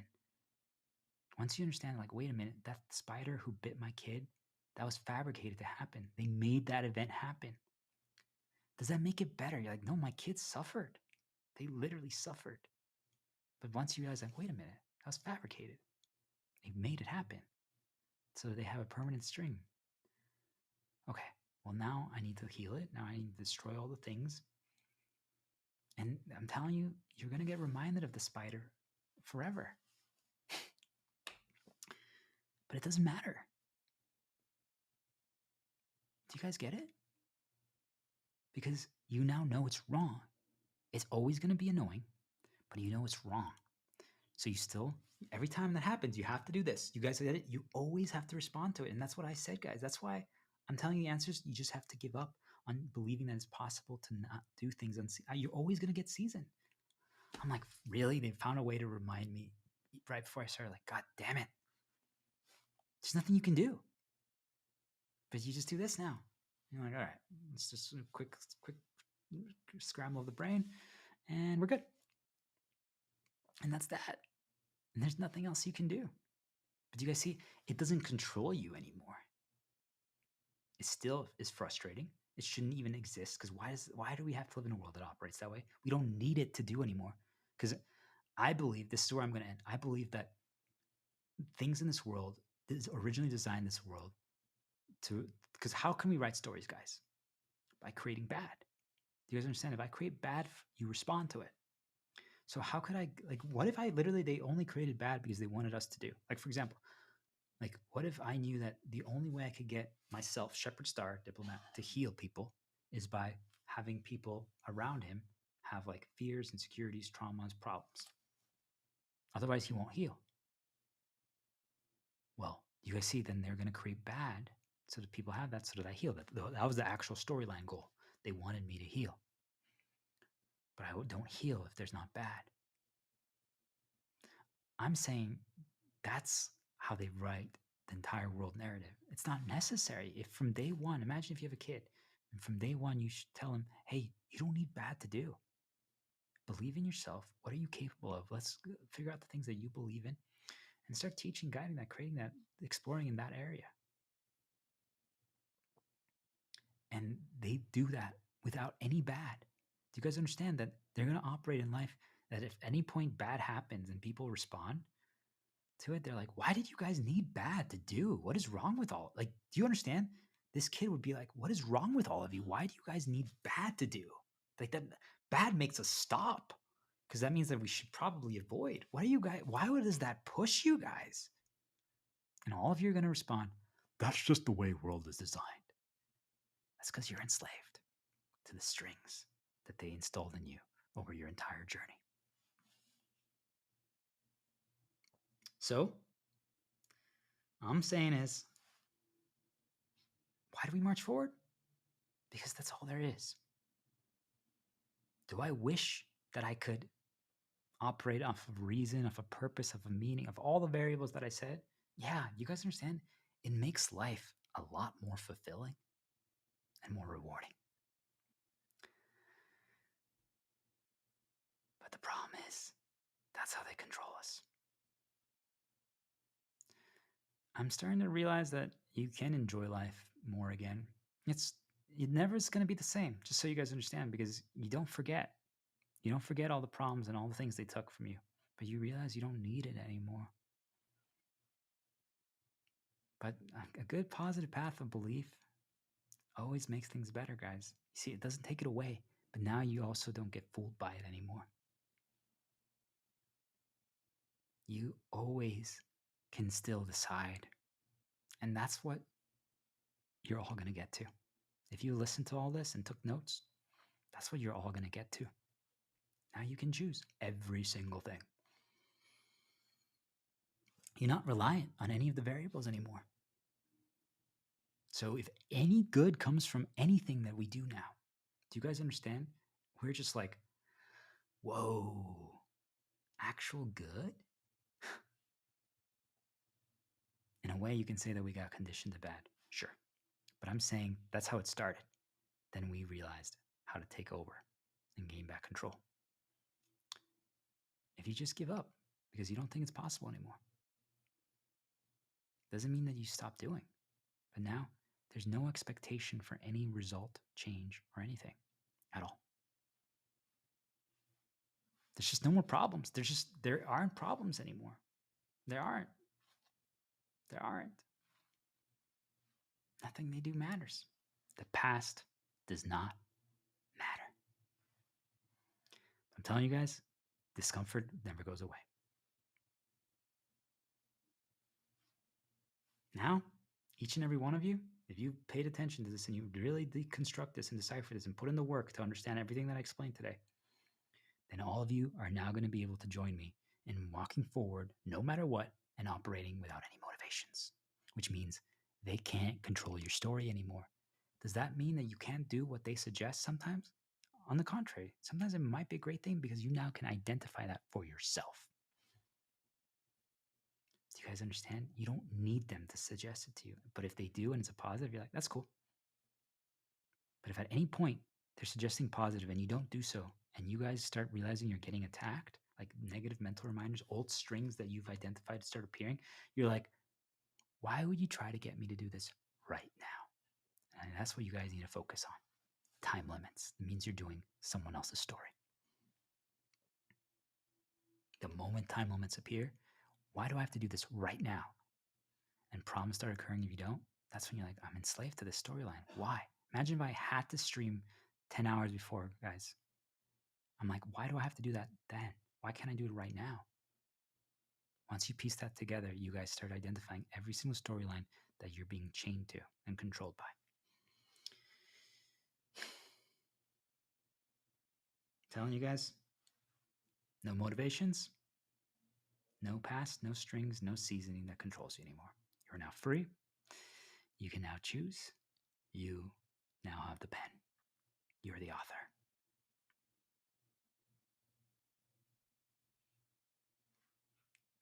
What are the consequences to all this, guys?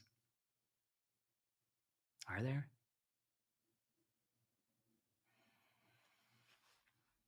To that, I ask all of you. My answer to the question, are there consequences to all this?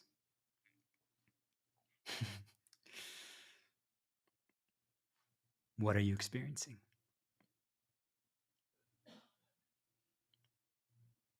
How would you answer? How would you guys answer that question now? If I asked you, what are you experiencing? The same question that I asked you guys at the beginning. How would you guys answer that question now? after you heard, consumed, processed, and deconstructed everything I just taught you.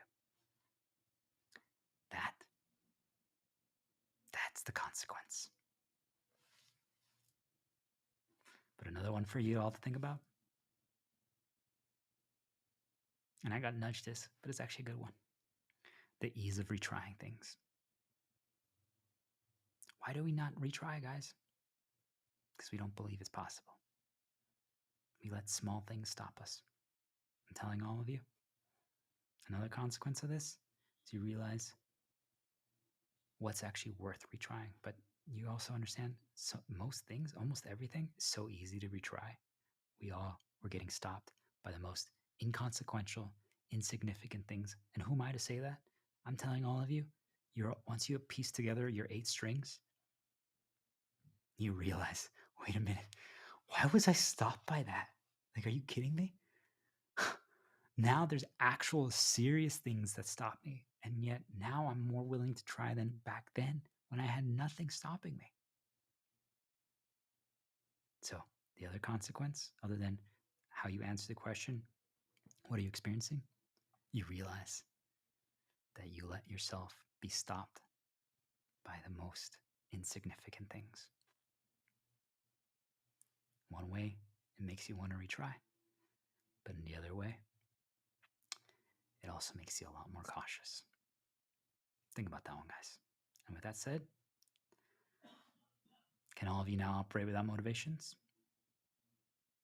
I know I can. So, is there going to be positive change today? Doesn't matter. See you guys another day.